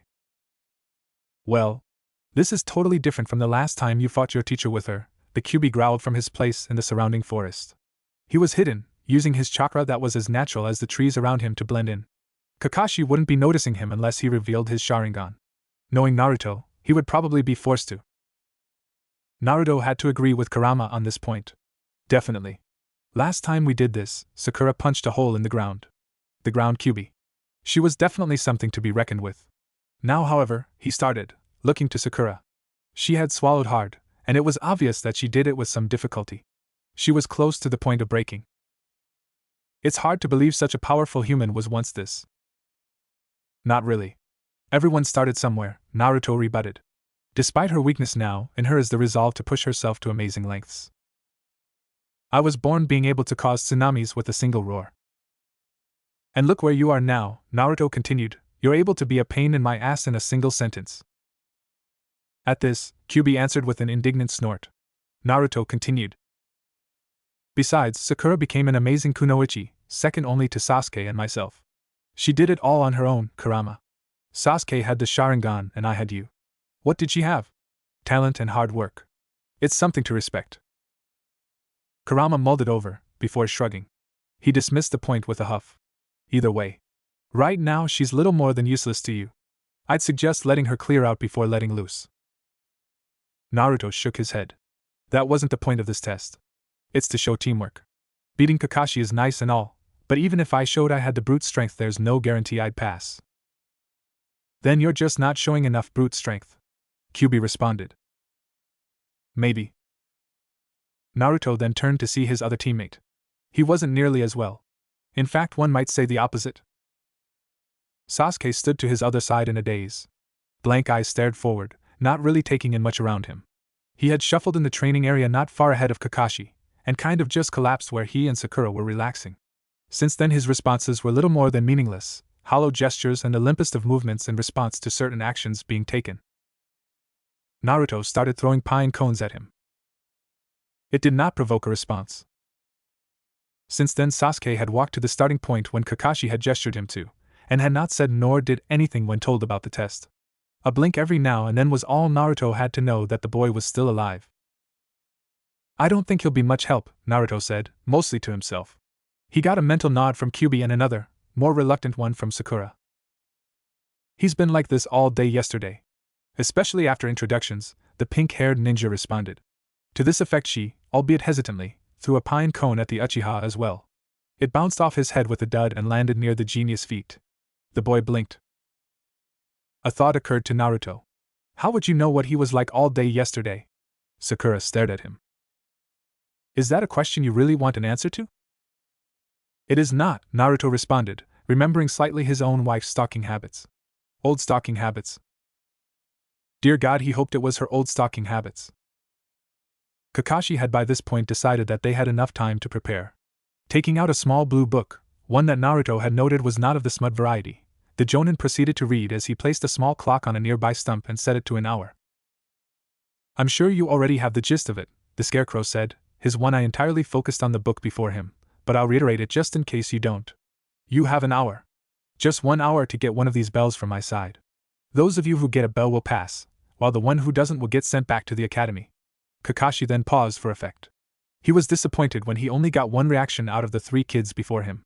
Sakura had gaped, fear drawn on her face at the idea of being sent back to the academy. Naruto had simply looked at him with a big, determined grin on his face. Sasuke hadn't changed since he entered. Kakashi was starting to get concerned. When exactly did you come up with the talk no jutsu, brat? Kyubi asked, concerned as well. Naruto's face scrunched up in confusion. Why? What does it matter? No reason. Before Naruto could press, however, Kakashi pressed a finger to the timer, starting the countdown. In a flash of speed, the man was back in the center of the clearing, his eye having never left the book. You may begin, he drawled, and 2 of the genin were off in a burst of speed. Sasuke stood in the middle of the grounds. He gaped wordlessly at something Kakashi could only imagine. In the brush. Sakura did some breathing exercises as she tried to calm her nerves. Things were definitely not normal around here anymore. First off, things were weird with Sasuke. No, she never presumed to have maintained anything of a normal relationship with the boy, but she at least hoped that being placed on the same team as him would improve things even a little. That was not the case, however, for as soon as they were officially together, Naruto had to go off and tell that little speech that all but put her future husband in a coma. Though to be honest, it had some effect on her as well. Who knew Naruto was a natural-born speaker? And going back to that, Naruto had changed as well. Where before he was an annoying, orange-wearing loser who hung off of her at every chance he got, now he was more aloof and confident. He carried himself with a poise and grace that all but exuded some kind of regal aura. He still slouched and joked around when he was sure someone was looking, but in off times, when he was most relaxed, Sakura could feel it. Naruto held a sense of authority about him. One that wasn't there before. Things weren't normal. Sakura wasn't sure what to make of that. I would be confused too, a voice said to her right. She nodded, glad there was someone to share her nerves. It was then she realized she was hiding under a bush, and there should really be no one there with her. With a jump and a clumsy attempt to pull out a kunai, Sakura turned on the newcomer next to her. Her knife had barely made it a few inches before her wrist was grabbed and held by an iron grip. Naruto laughed. If that's always going to be your reaction to me, we're going to have a terrible time on this team. Sakura blanched, somewhat ashamed at her knee-jerk reaction. Settling the kunai down slightly at her side, but not putting it away, the girl turned to see if her actions had alerted the jonin in the center of the field. The Scarecrow had taken to walking around the boy in the center, who was doing a far better rendition of a scarecrow than he. With a slightly relieved sigh, the girl turned back to her other teammate. What exactly do you think you're doing? Sakura asked in a hushed whisper. Her tone conveyed very little amusement. Whether Naruto noticed or not mattered little, as the boy just smiled back at her. Sakura had the urge to shield her eyes from how bright it was. I just wanted to see if you wanted to help me take down our sensei, he responded. Absently he fiddled with Irika's headband. This was before he had to switch the cloth because it was damaged from Jiraiya's training. Something about the original material felt so much more comfortable. Sakura scowled. She kept half an eye on the proceedings outside their conversation. Kakashi had started to poke Sasuke with a stick. The Uchiha flinched when he was poked in sensitive areas, but otherwise made no effort to either move or stop the man. She looked back to Naruto. Help you? She asked. How exactly do you intend to take him down? In response, Naruto smiled. It was a wicked smile. A smile not fit on the faces of mortal men. Sakura found herself shivering. Sakura. I have a plan, the orange genin replied. Sakura didn't know, but it was on this day that she had felt true fear for the first time in her life. It was soul-crushing and empty, leaving her in a void of insurmountable hopelessness. And the worst part? It was for someone other than her. Kakashi, now tired of poking the first of his genin with a stick, decided now was as good a time as any to go find the other two. To poke, of course. With a quick 1-2 jab, the Uchiha was handily laid out on his back. The boy just flopped to the floor, not bothering to brace himself or react in any way to his new predicament. Kakashi shrugged, before turning around to look for his other two cute students. The man had to admit, out of all of the kids to stand and fight in the middle of the field, he half expected the blonde to be the one to do it. Confident, cocky, and looking to prove something was practically the kid's entire MO. His sudden change was unexpected to say the very least. Kakashi glanced over to where he had seen Sakura, the pink-haired student, dash to. She did well to hide her presence and deflect her exit path from where it was expected, but her movements were all academic in execution. As in woefully standard. Kakashi could tell the textbook feints and intentional noise distractions because he had studied them when he was in the academy not too long ago. He followed her, and her pink hair, for every movement she made until she finally settled under the brush and kept an eye on her the entire time, up until he started to mess with her crush. He was sure the pinkette would be too nervous to move from that spot as she had not moved the entire 10 minutes he was waiting, but apparently she was more cunning than he had anticipated. Sometime while he was poking at the boy, she had disappeared. Oh well, just means he would have to find her. With this thought in mind, the Jonin disappeared in a shunshin. They couldn't get far from a tracker ninja. Not when he himself was their target. Sakura tried her best to keep her attention away from Naruto as both him and his tangible clones dumped parcel after parcel into a huge pile in a small outcropping in the middle of the forest. They were near a river, and what started as a small bundle slowly became a rising mountain of things that Naruto was collecting. When asked what, the boy had just responded with a smile and a wave, telling her that there was nothing to worry about. For in truth, there was absolutely nothing for her to worry about. Nothing in this ever-growing pile of parcels and paper had any real significance to his genin teammate in any way. Years would pass before Sakura had any sort of revelation to even consider any of the things he was gathering of any importance. Said things were not true for his Jonin sensei, however. Their teacher landed in their clearing shortly after Naruto had grown the pile to a size for his liking, and even then the boy had clones bring in more parcels. Naruto turned from his work with a very visible smile on his face. Kakashi couldn't place the feeling exactly, but for some reason he had the slightest inkling that he was experiencing a precursor to fear. Welcome Kakashi-sensei, Naruto greeted. He had his hands on his hips and stood with a pose facing his teacher. Behind him and to his right, Kakashi could see Sakura standing with a kunai at the ready. Their countenances were entirely opposite, so Kakashi decided to focus first on the more relaxed of the two. That's a mighty impressive pile you have there, Kakashi drawled while taking notice of the stack behind the boy. Even as he talked, the pile grew ever bigger, the clones piling on more from elsewhere. From where, Kakashi couldn't fathom, but they were certainly working like a bat out of hell. When the boy, who Kakashi assumed was the original, just looked behind him at the pile before looking back at him and shrugging, Kakashi continued. I hope you don't think a pile of junk would be enough to beat me. To this statement Naruto smiled even harder, and Kakashi could feel the sense of dread return twofold. Despite the dread, or perhaps because of it, that Naruto could feel on his teacher's face, the boy decided that now was the best time to start his plan. With a grand sweep of his arm, the paper on every parcel dropped and the pile disappeared, revealing an assortment of vividly colored books. Each one had a different picture of a girl and a heart, and the title Aika Aika could be seen plastered on the front. Kakashi was understandably surprised. Not that anyone would notice beyond the widening of his eye. Awestruck, the Jonin's body went stiff. His hand twitched, no doubt wanting to do nothing more than reach forward and delve through the utopia before him. After half a minute, the Jonin finally recomposed himself enough to speak. Naruto. What is this? How did you? This is our key to victory, sensei, Naruto interrupted. Using his outstretched arm, Naruto snapped his fingers, and off in the distance a resounding boom echoed throughout the forest. It sounded somewhat like a cannon. What was that? Kakashi asked, looking around. Nothing seemed to be coming at him, or hurtling through the trees.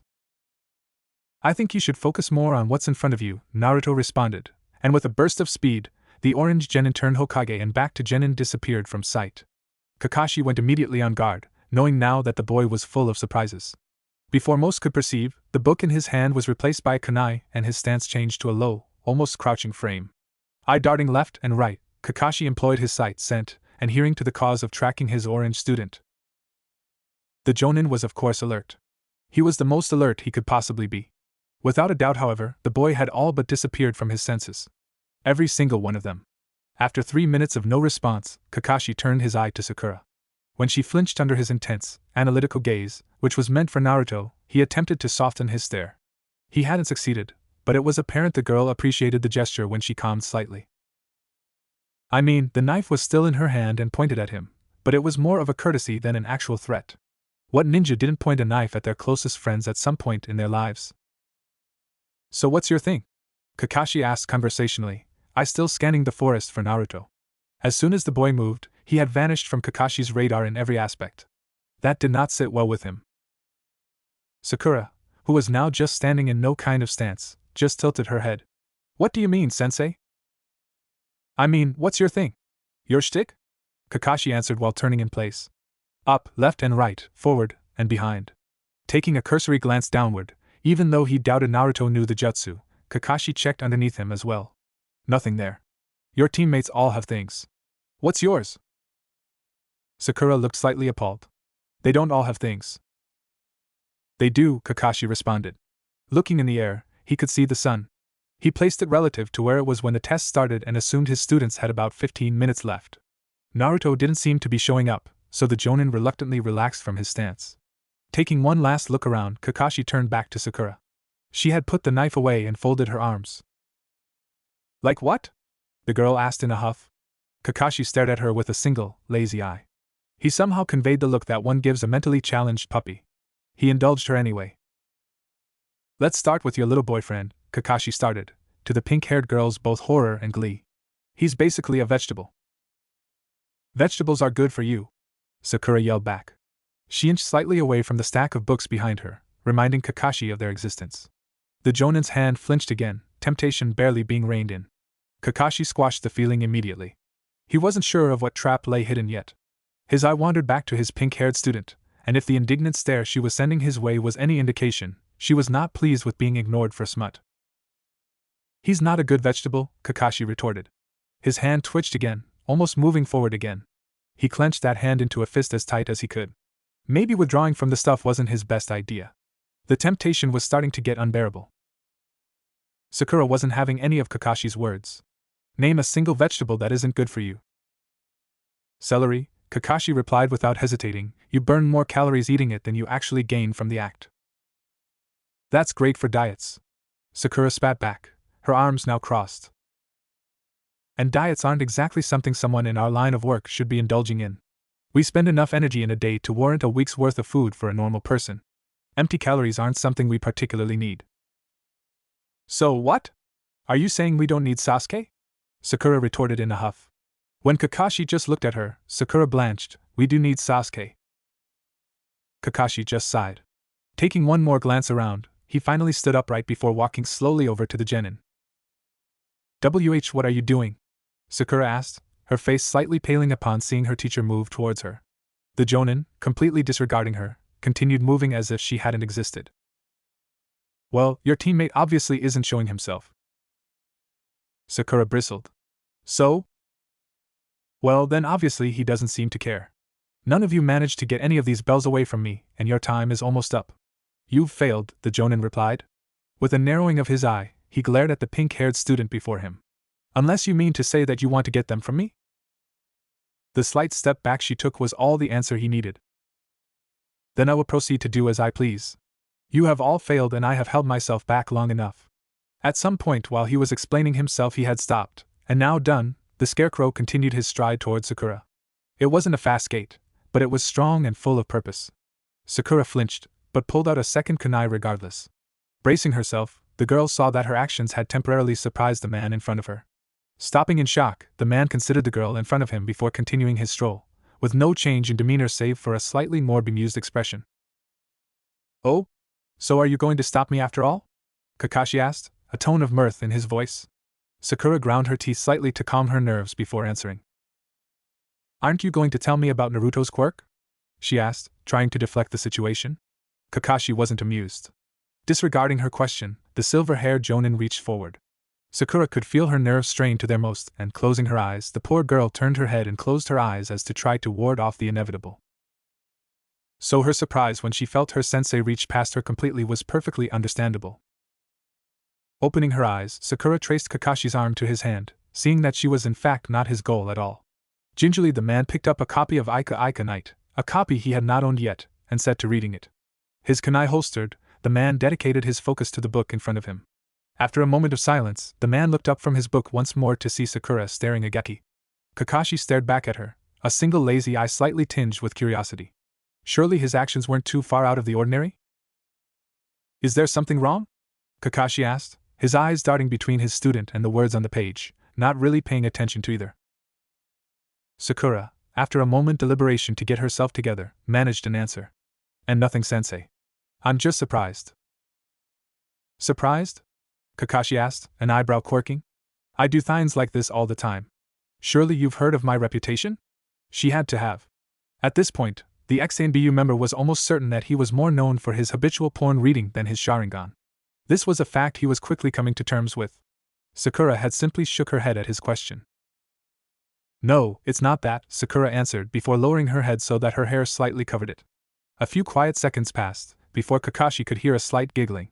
High-pitched and melodious, the girl managed to keep her mirth under wraps a few seconds longer before her giggles evolved into chuckles, and then full-blown laughter. Unable to contain herself any longer, the girl had all but fallen to the floor in pure amusement. Kakashi, however, was only confused. What's so funny? He asked. This wasn't the appropriate reaction of a genin 5 minutes away from failure.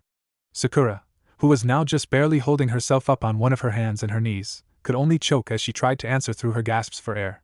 A few more seconds passed, and she managed to get herself mostly under control. I'm surprised that you actually fell for it.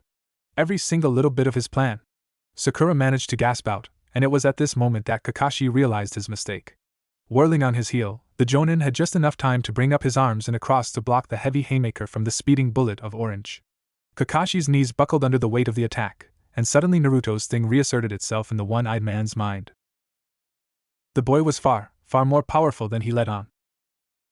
Lesson 1, the boy announced, the shockwave from the boy's launch finally catching up and launching the jonin back and over the pile of porn. Dragging along the ground, the jonin created a ditch in the dirt, before recollecting himself and looking back at his student. Taijutsu. Naruto landed from his launch in a crouch, his body parallel to the ground as he touched down. Taking a deep breath, the ex-Hokage prepared himself for the kind of high-speed battle associated with elite-level ninja. You sure you don't need me for this, brat? Your fighting prowess is a bit on the short side. Kyubi commented from his place in the woods. He had been watching from beginning to end, and he was a little less than enthusiastic about the odds of them winning. Nah, I'm fine. Kakashi isn't as strong as he was in the future. We're both handicapped here. Naruto responded. Slowly, he rose from his position, staring down his old sensei as the man did the same. Kakashi didn't seem too pleased with his reintroduction. Just stick to the plan, Naruto finished, before immediately whirling on the spot. Crossing his arms over his chest, the orange boy was subjected to a right hook by the older man which sent him sprawling back. Digging in his heels, the boy managed to anchor himself in the dirt after sliding for a few moments. When he finally stopped, he managed a smirk while fighting off the urge to rub his arm from the place of impact. The man hit harder than he remembered. Was that revenge, sensei? Naruto asked. Kakashi, whose fist was still outstretched from his punch, had simply shook his gloved fist.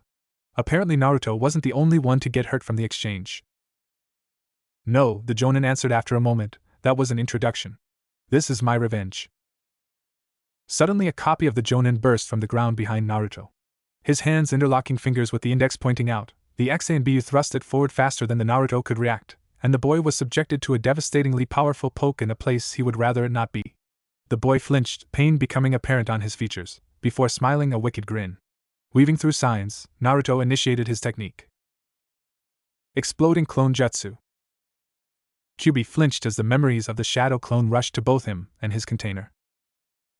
I will never understand your fascination with using that technique to counter that abominable prank. Kyubi growled. He had taken to jumping through the forest to follow through on Naruto's plan. Little did Kakashi know that he had 4 people to work against. Naruto, who was nowhere near the fox, shrugged his shoulders. Through what could only be assumed as chakra magic did the fox manage to know of this. The exploding clone jutsu is a wonderful technique. Just what you need to cause widespread damage and let everyone know it was you. You know, if I didn't know any better, I'd liken you to Deidara. Naruto scrunched his face. Who are you talking about now? The boy asked. Deidara? The mad bomber who was a part of Akatsuki? You fought him before. Did I? Naruto asked. He had landed in a different part of the forest from where he was fighting his sensei. After looking around a bit, he found what he was searching for and rapidly made his way over to it. Tell me what he was like. Kyubi deadpanned. He was the mad bomber. Do I really need to explain to you what he was like? Naruto didn't respond. That in itself was Kyubi's answer. He was the blonde guy with the hand mouths, Kyubi answered with a sigh. Inwardly he cursed the blonde boy's terrible memory. Seeing as they shared a mind space and thus internal thoughts, this wasn't an inward occurrence at all. I heard that, Naruto replied indignantly. I know. Kyubi replied immediately. Anyway, Naruto continued as he threw his finding over his shoulder, I think I remember that guy. Didn't we tear his arms off? Kyubi nodded. Sweet. I just noticed, but Konoha Ninja had a history of tearing people's arms off. At this, Kyubi raised an eyebrow. Is that so? The fox asked. Prove it. I tore off Deidara's arms. Okay, that's one, Kyubi remarked as he started to move through the trees again. Seeing nothing to note these tallies on, he lit a tree on fire. Old Man Hokage tore off Orochimaru's arms, Naruto stated. He had also started running through the trees at this point, and had noticed smoke coming up from afar. Was that you? Yes, Kyubi answered. So is this. And at that, another tree went up in flames. Also, I don't think that counts. He still had his arms. The Hokage just sealed his soul arms. Naruto scowled. He did that by tearing off his soul arms. It counts. Fair enough, the fox responded. He lit another tree. Dude! You already counted that one. Kyubi shrugged. Naruto groaned at his nonchalance. Then again, he himself had taken to randomly killing people. With his genocidal tendencies in mind, a thought occurred to him. Hey, Kyubi? Yes, meatbag? Kyubi answered. Does deity-induced damage control extend beyond just revival of people? Kyubi pondered the idea. I dunno? Maybe. Why do you ask? Naruto looked off into the distance to where the smoke should no doubt be increasing as the fire spread. Instead of doing that, the smoke was slowly regressing, until finally disappearing altogether. Knowing the Kyubi's pyromania, Naruto decided this was probably for the best. Naruto was tempted to change the subject, but unfortunately their mind link worked both ways. Kyubi turned from where he was running in outrage. His most recent tree had already started to be put out. Oh. Kyubi, wait, no, calm down, Naruto stammered out. Hell. Kyubi, no, we can talk about this. To the fucking no! Kyubi roared, and Naruto could feel the fox's ire as he raced back to the trees that were now perfectly fine. Inhaling deeply, the fox simply exhaled fire without the need for ninjutsu or hand seals.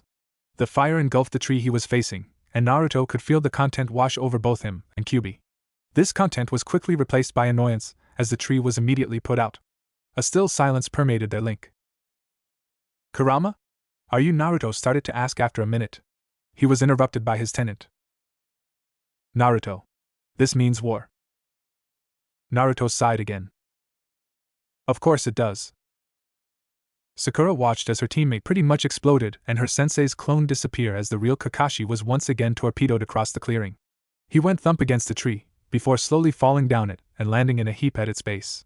After a while of not moving, Sakura was pretty sure the man was out cold. Seeing the opportunity for what it was, she made her way over to him. Stopping only when she was within a few meters, the genin inhaled deeply before inching over to him. Slowly, as if not to disturb the man's rest, Sakura gently leaned over to grab the two bells and be rid of this for all. She wasn't entirely too sure who she was going to give the other bell to, as Naruto was the entire cause this was happening in the first place, but having them and not knowing was a much better situation to be in than not. Now, Sakura couldn't tell you what it was that told her to stop. Intuition? Ninja instinct finally kicking in after all these years? Either one or both could be accredited, for as her fingers were mere inches from the bells, a feeling in her told her to move. Knowing that doubt on the battlefield could lead to death, Sakura immediately complied, throwing herself to the side as something small cut through the air where she previously was. Rolling out of her dodge into a crouch, Sakura saw the image of her sensei shimmer before phasing out of existence. In its place was a single kunai embedded in the tree.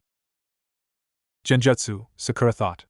With a scowl, the pink genin glared behind her to where Kakashi stood nonchalant. A second kunai twirled on his finger as he looked down on her, both figuratively and literally. Sakura stood up slowly. She retrieved a knife of her own as she did so. I have to admit, Kakashi droned as he watched her arm herself, I didn't think you'd be able to dodge that. It appears not all of you are useless. Sakura replied to him with a molten glare. You almost killed me, the girl spat out. Had she not been so incensed, she would be surprised at the hostility in her own voice. Whether Kakashi himself was surprised, or even affected in any way at all by her tone, was a mystery, as the man continued on without a care. I told you before, Pinky. The world you're trying to get into is not fun and games. The world you're trying to enter will attempt to kill you every chance it gets. The world you're trying to be a part of wants absolutely nothing more than to tear you limb to limb. The world you want to join so desperately is one filled with death, despair, and a lack of any sort of morals. And honey? Kakashi asked, leaning forward with a glint in his eyes. Sakura moved to answer, but she found it hard to with a blade against her throat. Blinking, Sakura could feel her sensei behind her, the clearing in front of her now empty.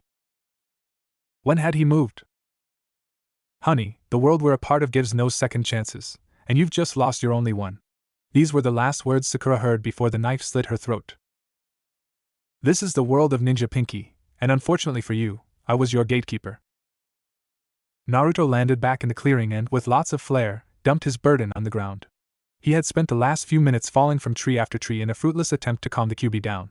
He hadn't succeeded in his attempt, but at the very least Kyuubi was focusing on a single tree now. I will win this, boy, the Kyuubi growled. Even now Naruto could hear explosions in the background. He winced at the wanton destruction being tossed around. Even though the Kyuubi was only targeting a single tree, the methods of his destruction was no doubt enveloping many. Fine, fine. Roar into the wind all you want, fuzzball. Just be ready to fulfill your part when the time comes. Naruto heard the Kyuubi growl.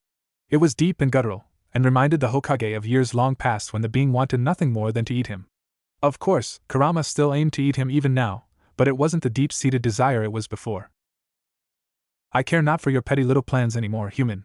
This is a matter between beings much more sophisticated than you. I do not intend to lose it. I didn't know you cared, Fox. I don't, Kyuubi responded. His answer was short and full of irritation. But I'd be damned if I lose to anyone besides you. Naruto, upon hearing the Kyuubi's response, made a small heart over his chest. Ah, you big sweetheart, you. Are you acknowledging my power? Kyuubi chuckled. I admit you are strong, brat. But you are still just barely a blip on my almighty radar. What I'm acknowledging is your luck. In that aspect of yours, and that aspect alone, I fear the quantity you possess. There is no way that you should be able to spit in the face of such stronger beings so often and still walk among the living, and yet, here you are. You're smiling like an idiot, the likes of which you definitely are, by the way, and devising a plan against your old sensei. I definitely fear you, Naruto, but only because I have no feasible idea where your luck and your unpredictability ends. Naruto, who had started to make googly eyes at nothing, but with intent at Kurama, stopped to contemplate what his tenant had said. In his older body it was a deep and nerve-wracking experience, as even with his goofy nature Naruto was feared across the shinobi nation. In just a wave of his synthetic hand Naruto possessed more power and skill than even most of his own jonin. Now, however, it looked little more than adorable on his fat cheeks and large eyes. That's the second time I've heard something like that. What? That you're an idiot? Kurama asked innocently. Naruto imagined a hammer falling on Kurama's head. Sure enough, afterwards he could feel the fox flinching. Satisfied, Naruto answered. No, though I've heard too many of that as well. I've heard people say before that I'm just far too lucky. First Grandpa Sage said it, and now you. I don't really see the connection. Are you serious? You're really serious right now? Naruto glared out of space. There was nothing in his immediate line of sight but the trees, but somehow Kurama got the message. What? Yes. My life was entirely too hard if you asked me. If I listed everything that happened to me throughout me life you'd stagger and fall in its inglorious magnitude. Kurama huffed. I know everything that happened through your life, boy. I was there. But go ahead and humor me. Well, for starters, not 5 minutes after I was born a madman extracted a giant demon fox from my mother, nearly killing her in the process. That giant demon fox then went on to kill both my parents right in front of me, leaving me an orphan. QB scoffed. Oh boo-hoo. The poor ninja boy got a secondary source of power. You've tried to kill me on multiple occasions, Naruto deadpanned. Oh boo-hoo. The poor ninja boy had people attempt to kill him. If anything, more people try to kill you now than they ever did then. QB responded. His anger temporarily abated by the conversation, he stopped trying to blow up the tree. The pockmarked devastation around where he sat cross-legged was slowly returning to normal. You want to try again, idiot? Naruto frowned slightly at the nickname, but otherwise said nothing about it. My parents are dead. I grew up an orphan my entire life. So did like half the shinobi forces. You're not special in that aspect. When a ninja mommy and a ninja daddy love each other very much, they leave an infant to fend for themselves. Continue. I was different from other kids. I had a giant chakra monster sealed into my gut. A process that you survived, by the way. And it was for that reason that I was ostracized and left to do on my own for so long. I was bullied my entire childhood. Bullying isn't uncommon amongst your species. Didn't you bully Shikaku? I never said it was uncommon amongst mine. Because of circumstances outside of my control, I was being hunted by some of the strongest people to walk the elemental nations. And because of those you were able to meet equally powerful allies, most of which became very powerful connections, QB responded. He yawned. By the way, you also survived all of those encounters, which should not have been so. They could have killed and kidnapped you 1,000 times over, what with how you brazenly run into danger. They don't, however, and it confuses me. Pain killed the entire village. A fact you reversed mere minutes later. A feat you did by what was it again? Oh yes. You talked the man to submission. Now that I think about it, for most of your fights you talked to the finish. Come on, kid. I know you enjoy falling back on one-trick ponies, but to use it every single time? Naruto scoffed. It worked on you, didn't it? QB barked back. It was a somewhat mocking gesture. I never said it wasn't a potent ability. Once I find out how you do it, I will immediately bring the world to its knees. That you haven't done so yet, even only temporarily, surprises me. Naruto contemplated the QB's words, before shrugging them off. It doesn't interest me, world domination. I'd rather just look over the people I love and be done with the rest of the world. Naruto then kicked his package, the comatose form of Uchiha Sasuke. The boy flinched at the slight pain but did nothing else. Besides, I wouldn't want everyone to end up like him. Yeah, about that, QB responded. He stared forlornly at the tree which just refused to remain as ashes. Why is he still like that? Shouldn't the gods have fixed him by now? To this, Naruto stared back at the raven-haired boy. He hadn't noticed before, but the Uchiha had yet to become a dick again. It was something to be concerned about. Naruto, however, wasn't. I'm sure he'll be okay, he said while shrugging. QB sighed. Whatever you say, kid. What of the other brat? Sakura? 1 second. Naruto stated while looking around the arena. He was sure that this was where he left the 2 other members of his team, but neither were in immediate sight. They're not here. Oh, what an astute observation. Do you want 1 gold star or 2? Shut it, furball. They should be here. The porn books are over there, after all, and Sakura isn't strong enough yet to carry this fight elsewhere. Where the hell is she? It was then Naruto heard rustling in the woods behind him. Out of the branches and bushes stumbled no other than his target, one Kakashi Hatake, and under his arm he carried a bloodied Sakura. With all the nonchalance of someone taking out trash, Kakashi tossed her body, which flopped through the air as if it had no vigor in it at all, to the blonde boy's feet. Naruto looked at it, at first confused, before that confusion turned into anger. Kakashi, seeing this, decided to speak. You should have been here for her instead of running around wasting time. Now you have 1 minute left, and no teammates to help you. The man then got into a fighting stance. He kept his body low, and his center of gravity even. I hope you're ready. Naruto, meanwhile, was only barely controlling his rage. Furball. Dear gods, what, child? QB responded. What the hell is this? The blonde boy asked, pointing down at his feet. QB tapped into their mental link to see through the boy's eyes.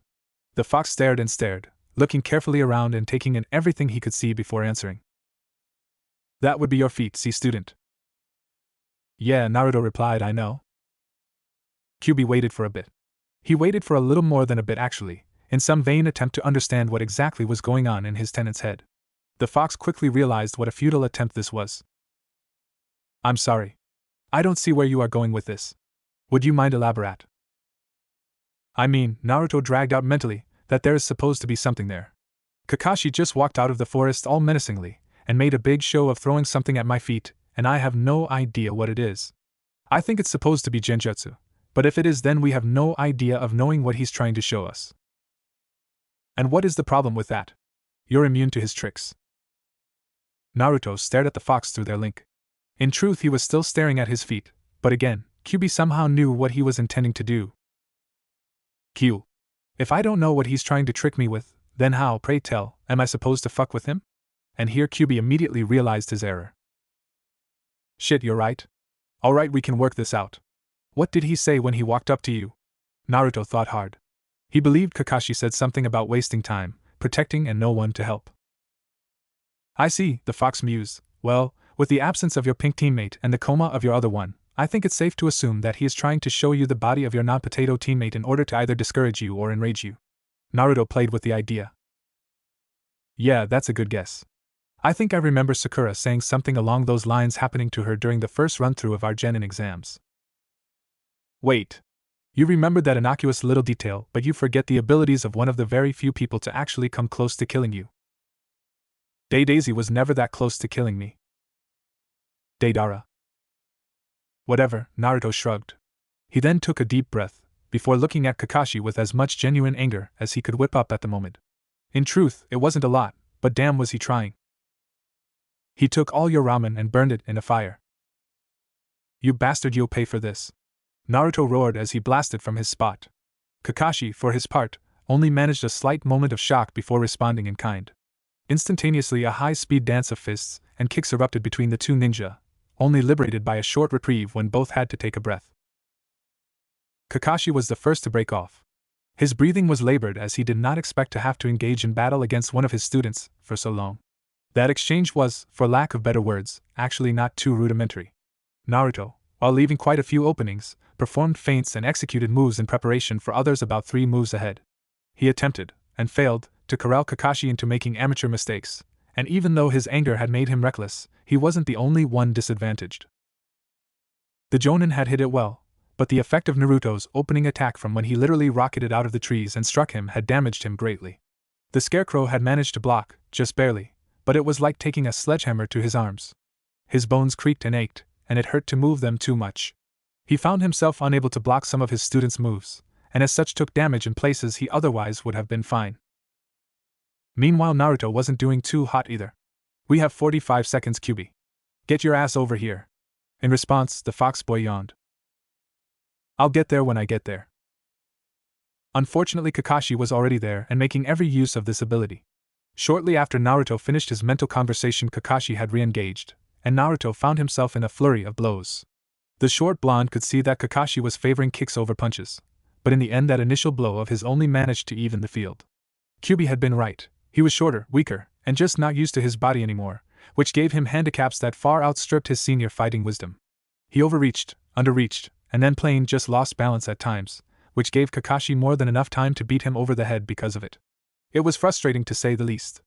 Naruto found himself put quickly on the defensive and, had he not known of his sensei's fighting style, he would have quickly succumbed to the man. This took place in the span of 10 seconds. Naruto grunted and dug in his heels again. The last exchange with the currently older man had him reeling, and he had to stop himself from flying off. Lidded blue eyes locked onto Kakashi's singular black one. He looked just as tired as Naruto felt, but he had yet to reveal his Sharingan. That did not bode well. Kurama. I need you. Now. Hold your horses. I'm almost there. I will do whatever the hell I want to with my horses, Naruto responded. It was cheeky, but Naruto needed some form of nerve control. Kakashi was reaching for his headband.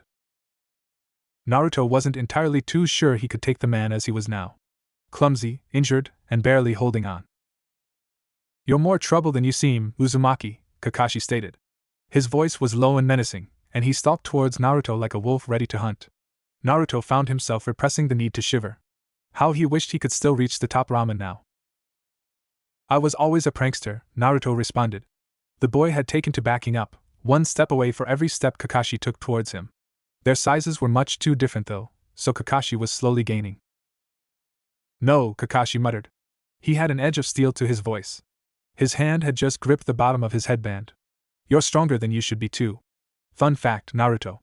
My Sharingan doesn't record things that I see in my dreams, and I definitely remember you knocking me out with that harem technique of yours. Ingenious, sure, but still treacherous. You could have killed me. But I didn't. Naruto added, hoping it would help his case. It didn't.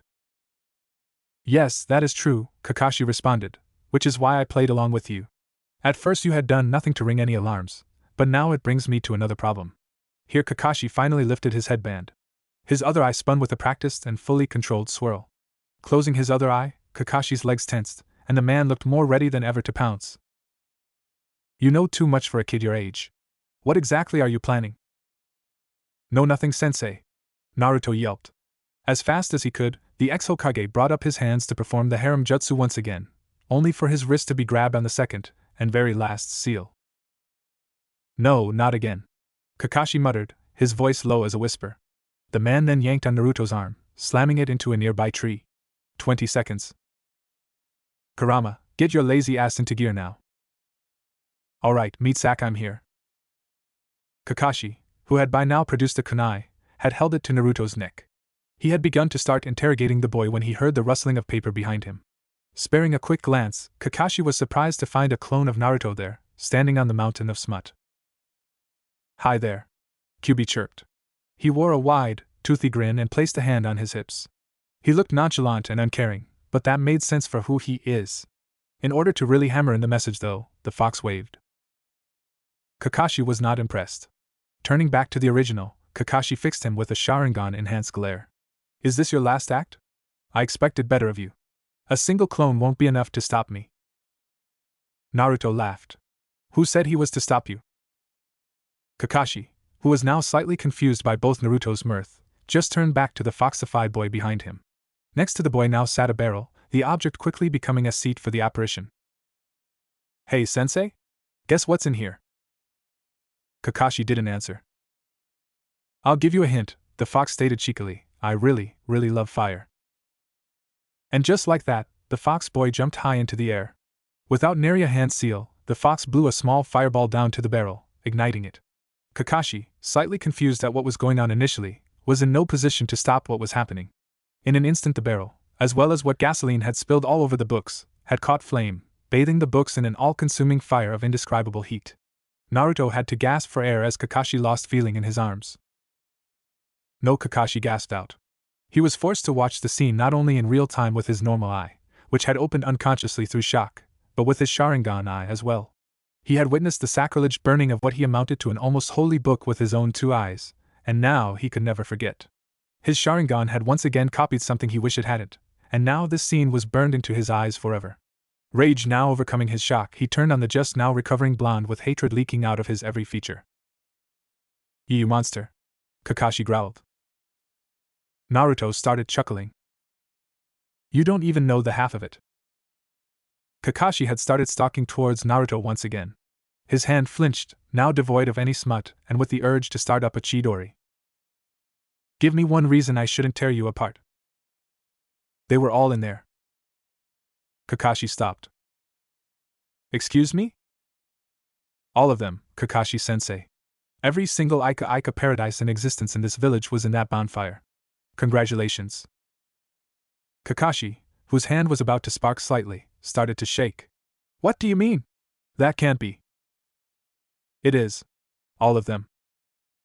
Impossible! Kakashi shrieked. You couldn't have gotten.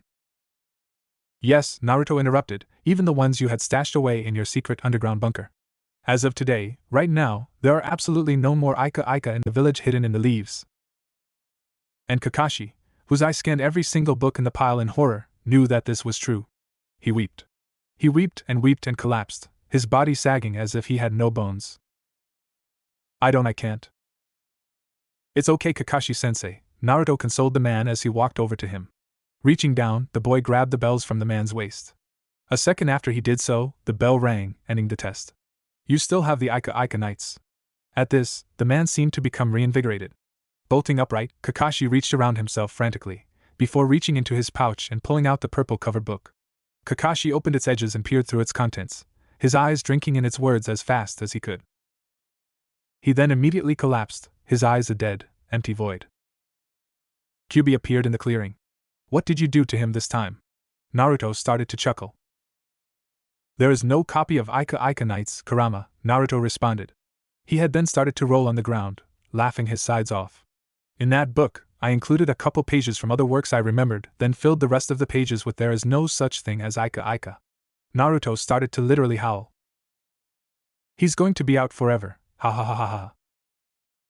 Naruto continued to roll on the floor for several more minutes, the bells rolling with him, creating a harmonious jingling sound with uproarious laughter. After a while he noticed the Kyuubi was not celebrating with him. Kyuubi? Naruto asked, sitting up. What's wrong? This was hilarious. Kyuubi didn't respond to Naruto. Not directly. Kid? Did you forget anything? Like anything at all? The Kyuubi asked. Naruto stared at him, then tried to think hard about anything he might have missed. When he couldn't think of anything, he turned back to Kyuubi. Not that I know of, no. Naruto answered. Ah, I see. Then this should be even funnier. What are you talking about? Kurum was all Naruto was able to get out before a palm enveloped in blue chakra flames hit him in the nape of his neck. The boy was sent sprawling across the clearing, missing the foxy form of Kyuubi after he dodged, and slamming into a tree. The boy slumped to the ground unconscious. Kyuubi turned back to the boy who had knocked his companion clean out. He then started laughing. Ha ha ha ha ha, Kyuubi roared, that was golden. Neji, whose palm was still outstretched from his strike, simply stared at the clone before him. I don't understand, Neji stated, his voice barely remaining stoic. Aren't Naruto's clones supposed to explode when the original is knocked out? Kyuubi choked down a laugh. I'm not like the other clones. Neji tilted his head. What do you mean, Naruto? And why is your voice so low? It's because I'm not Naruto. I'm the Kyuubi. Ah. Indeed. The two beings older than the bodies they inhabited then stood among the full, unconscious, Team 7. So Sakura isn't really dead? Neji asked Naruto as they walked through one of the main roads of town. It was a busy day, and townspeople and merchants alike were scrambling to and from the main gates of Konoha. Despite the busy traffic, however, the civilians managed to give the two boys a wide berth. It didn't have anything to do with Kyuubi though, who was quite literally standing aside the two boys as they talked. No, civilians just knew not to interfere with a ninja in any of their goings-on. It was just bad survival instinct. No, Naruto answered in between licks of his ice cream pop. It was blue and the boy wasn't really too sure what the flavor was, but he remembered eating it a lot with Jiraiya. That was just a genjutsu Kakashi cast on her with the Sharingan to make her think she was dead. Commonplace stuff really. It knocked her out like a light and allowed him to make quick work of her. Naruto shrugged. I guess he really wanted to get all three basic tenets of shinobi out of the way. Neji, who was also eating a blue ice cream pop, turned to his friend. 3? There are like 18. What do you mean 3 basic? I mean taijutsu, genjutsu, and ninjutsu. Neji stared at the boy. And then? Naruto stared back. What do you mean, and then? Well, if he's going to teach you those 3, what about kenjutsu, shurikenjutsu, and bukijutsu? Naruto threw his hands in the air. The ice cream pop stayed in his hands somehow. No one ever even does those. Everyone focuses on the main 3. Tenten would disagree. That's cause she's a weapons specialist. Of course she would focus on those things. Literally no one else do. And what about Lee? He can't even use ninjutsu and genjutsu, so how are those even the main 3 for him? If anything, his main 3 would be taijutsu, then kenjutsu, and then bukijutsu. He uses all 3 to complement his style. Well, again, that's a special case and... He has a point there. I don't use any of those. If anything, I specialize in kenjutsu. Kyuubi replied. He was slightly more done with his ice cream pop than the other 2. No one outside of the time travelers seemed to notice the foxy boy was there, and so every so often he tripped someone. Naruto started to grind his teeth. You're not even a ninja. And what about Lady Tsunade? She doesn't even use ninjutsu. Or genjutsu either really. It's all crude taijutsu and healing jutsu. She grew up to be Hokage. To be fair, she was like 1,000,000 years old, and she was trained by Grandpa Third and And there's even you. You barely know either ninjutsu or genjutsu. You use clones and lots of taijutsu, so one could say that you're not even on that list of main 3, what with how you bastardize 2 of those tenets and flat out ignore the third. At this point Naruto got fed up. Charging a Rasengan in his hand, then crushing it, Naruto used the latent kinetic energy to punch Kyuubi through a building. The establishment collapsed on him. Neji could barely contain his shock. Naruto! The blank-eyed boy screamed. He pointed to the destroyed building, his mouth agape. What? The blonde asked. What the sage was that? Oh, that? Naruto asked. He started to scratch his head. If I compress the Rasengan's energy in my hand, I can focus the power into a punch and… What? Neji sputtered. No, I mean the destroying of the property. How many people could you have just killed? Yeah, and don't even worry about what happened to me, Kyuubi muttered, climbing out the rubble. And I was almost done with that popsicle too. Naruto shrugged. I dunno. Probably a lot. It was a big building. Why? Neji looked like he was going to burst. Since when were we about killing innocent civilians? How much have you changed in the years, Naruto? What happened to the Naruto who was about protecting his loved ones and everyone in the village? Naruto stared. Well, I'm still about that, I guess, the blonde answered, just back in our own village. Not this one. What's the difference? Neji asked, his eyes ready to bulge out of his head. These people could have grown up to be the merchants who protected you or something. Neji by this point had started to pace back and forth. It was obvious he was trying to work out how to fix this. Noticing Neji's panic, Naruto realized something. Neji didn't know about the rules of the time jump. Naruto walked up, or tried to walk up, to the boy, but he found the process rather hard as Neji was pacing quite fast. Wait, hold on, Neji. There's an… Okay, Naruto, I have a plan. Keep in mind the only reason I'm going to help you is because you resurrected me. So here's what we do. I'm going to cause a distraction. With the city in chaos, you'll take Kurama and hightail it as fast as you can from the village. Wait, Neji. I don't think you understand. Not now, Naruto. Neji snapped. I'm trying to save your life.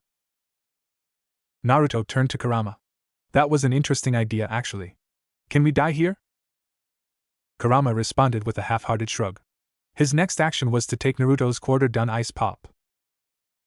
I suppose it's going to be hard for you to evade Hunter Ninja for too long, but in our past life you were a Hokage, so they shouldn't pose too much of a threat to you. Neji, wait a minute. There's something you need to. Then I suppose that you can make a living in Suna. They're not too friendly with Konoha right now, right? We can hide you off there. Then Neji got a really excited look on his face.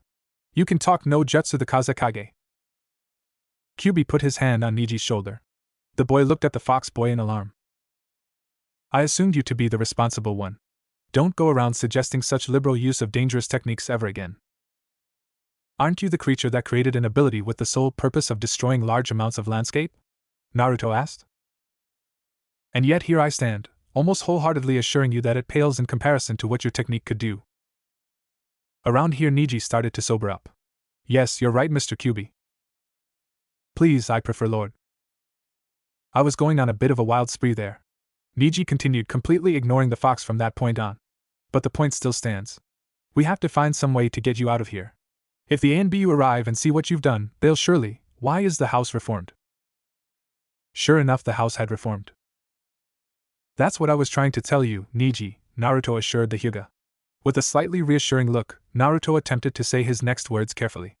Nothing we actually do here has any consequence. Elaborate, Neji stated. He was staring at the house.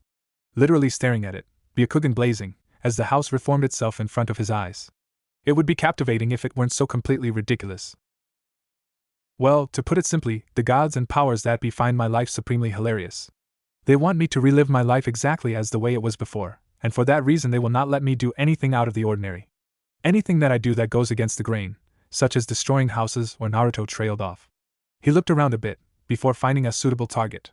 With the grace and ease of a man who had trained to become the strongest fighter in the shinobi world, Naruto threw his kunai and pierced the head of a man walking down a street almost 3 blocks down. Naruto had pat himself on the shoulder for firing the blade around the many civilians between them, but Neji could only look on in muted horror. Killing POP. Killing people, yes. Neji finished. The boy appeared to be looking at the reforming wreckage of the house still, But since his Byakugan was active, Naruto knew he was also keeping an eye on the villager, who was now standing back up. Casually, the villager pulled the bloodied kunai out of his skull and dropped it to the ground, before continuing on through the village with a recovering hole in his face.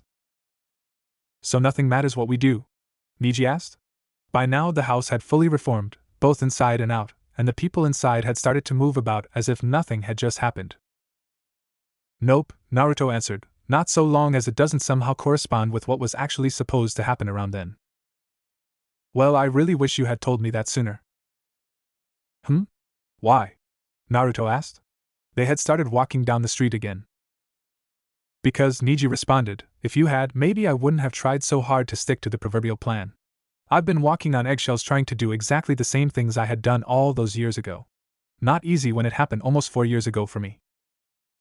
Try like 30 for me, Naruto responded. Try never for me. Kyuubi chimed in. Yeah, I've been meaning to ask about that, Neji asked Naruto. HM? Neji pointed to the Kyuubi. The fuck? Oh, that? Naruto commented offhandedly. Yeah, when we became partners I didn't really think it fair for us to be sitting on uneven terms, so he can leave pretty much whenever he wants. The only reason he ever stays inside me anymore is cause he's too lazy to find his own apartment. I don't find the housing market too favorable right now, Kyuubi stated matter-of-factly. Plus, people don't usually have too much success selling to a gigantic, fire-breathing fox with extremely malevolent intentions. Neji stared. He doesn't fit in well with the neighborhood watch, Naruto clarified. I have a feeling he's what the neighborhood is watching for. Besides, it's nice to have backup whenever I need it. If something goes wrong, I can just have him come out and nuke everything. It's not even a problem anymore because, according to recent findings, my nuke will immediately be reversed. Whoopee. Kyuubi didn't sound as enthusiastic as he should have been. And everything will be reset. We've used it to retry the Kakashi incident. Neji quirked an eyebrow. The Kakashi incident? Yes. The Kakashi incident, Naruto repeated.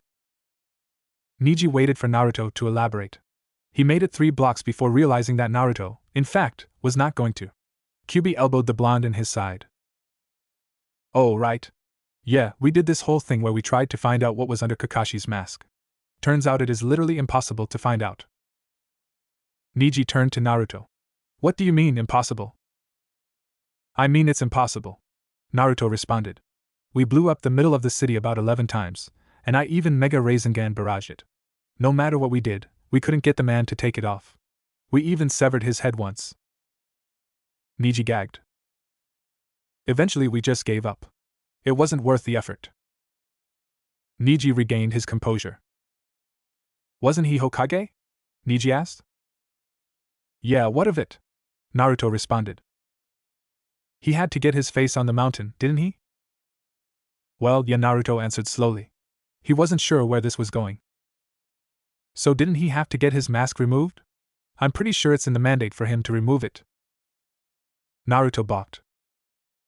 Well, yeah, it is in the mandate, Naruto started. Neji raised his eyebrow. I feel like there's a but in there. But he still somehow got it up there. Neji deadpanned. You're joking? I'm not, responded Naruto. How did he? Neji trailed off. I believe it had something to do with, it's either this or Aika being the national literature. I see, Neji responded. It's usually around here that one would chronicle the adventures of Team 7 as they undertook numerous deranked missions and tried their very hardest to catch Tora. However, because of the way the story is, that's going to be incredibly boring. Allow me to sum it up for you. Sasuke was a vegetable. Sakura was a bubblegum princess. Kakashi was a suspicious cyclops. And Naruto spammed the entire ordeal with clones until it was done and over with. As for Tora? It's dead. It's dead and never coming back. Continuing. Team 7 made their way into the room that was designated to hand out missions. Kakashi, one eye on his smut book and the other on his team, followed behind his 3 precious genin. Normally this would be an easy phrase of speech to pull off, but Kakashi still had his Sharingan covered, so one eye was doing the labor of both. These days Sakura had taken to following Naruto around on their missions. She still had a crush on Sasuke, don't get her wrong, but the boy was entirely unresponsive to anything other than extreme pain. It was easier to just waste time with Naruto, rather than force herself to talk to what amounted to a brick wall. "So what do you think we'll get to today, Naruto?" Sakura asked. She walked with a springy gait, leaning forward slightly with her hands behind her back. It had been a few weeks since they, just barely, passed their genin exam, and it had sure done wonders for the girl's mood. Hanging out with Naruto had all but turned her outlook on life around. With Naruto's happy-go-lucky attitude and personality, Sakura couldn't help but have some of the boy's features rub off on her. I'm not too sure, Sakura-chan," Naruto responded. He had an inkling, but it was just a guess. "It might be the wave mission." Kyubi yawned from inside Naruto's gut. Using a nail, the fox picked meat chunks out of his teeth. It did happen around now in the past. "I know," Naruto thought back, "but we can't let them know that, can we?" Inside the room sat 3 figures, the most notable of which being the aged Hokage that sat in the center seat before a long table. On his left sat Iruka Yumino. The Chunin with the scar over his nose just smiled and waved as Team 7 walked in. On the Hokage's right sat an unfamiliar Chunin. His face was indiscernible as it was buried in papers. The Hokage levied a deep laugh as the team approached. "Done with more missions today, are you Team 7? I expected nothing less of your team, Kakashi," said Jonin could only manage a non-committal grunt. Tearing his eye away from the book in his hand, Kakashi spared a quick glance at Naruto before turning back to his novel. "I don't see how you could. A member of my team has a penchant to create armies, sir." This statement earned a chuckle from both the Hokage and Iruka, but the mirth didn't extend to the Cyclops. Without a further word, Kakashi turned back to his book, a blue, hardwood-covered one, and continued reading. Seeing the conversation was going nowhere else, the Hokage turned to the children. "And how are my newest soldiers shaping up? Are you learning a lot under one of my best ninja?" the wizened man asked. Somehow, the elder shinobi known as the professor had always projected a genial, grandfatherly aura. It certainly helped in instilling loyalty in his older years of being Hokage, and by the time he passed the mantle on to his successor, he had already passed on from being a stern commander in the eyes of the younger generation of shinobi. Sakura was definitely one of the generation of ninja who could barely see Hiruzen Sarutobi for the war-born and raised tactician he was, and thus answered him in a jovial tune. "We're fine, Hokage-sama. Kakashi-sensei has been teaching us chakra control and teamwork exercises, as well as working us on physical training." Hiruzen chuckled and nodded gently. He spared a quick glance at Kakashi, who had met his eye briefly before turning back to his book. Hiruzen turned to the next genin in line. "And how are you doing, Uchiha-san?" the old man asked. Once again his tone was gentle and inviting. One would be hard-pressed not to expect some sort of genjutsu. Unfortunately, such geniality had little effect on what basically amounted to a walking asparagus. Sasuke's answer was silence. Hiruzen once again turned to Kakashi. Kakashi had met his commander's gaze once more, and once more he adopted a look of nonchalance. Inside, however, Kakashi had started to sweat. "Sasuke-san? Did you not hear me?" Hiruzen asked again. When he was met with more silence, his one eyebrow raised. Iruka decided to pick up from here. "Sasuke? Did you not hear your Hokage talking to you?" Iruka asked. As before, the man was met with complete silence as the Uchiha just stared off into space. "Okay, what is wrong with him now?" Iruka asked. Kakashi looked up from his book. "Pardon? What is wrong with him this time?" Iruka rephrased. "There's always something up with him. I tell you, each week was like dealing with a small soap opera with this kid." Hiruzen raised his other eyebrow. "Explain." "Well," Iruka started, "let's say 1 week he'll come in. He'd be completely fine, and arguing with Kiba or Naruto over something stupid or another. It's friendly banter, so I let them play for a bit until class starts. But then another day comes, and he's ignoring everyone. Even me. I swear, the female students would be so unruly during those days I can't even." Yes, that's fine, Iruka," the Hokage interrupted. "So this kind of behavior isn't unusual?"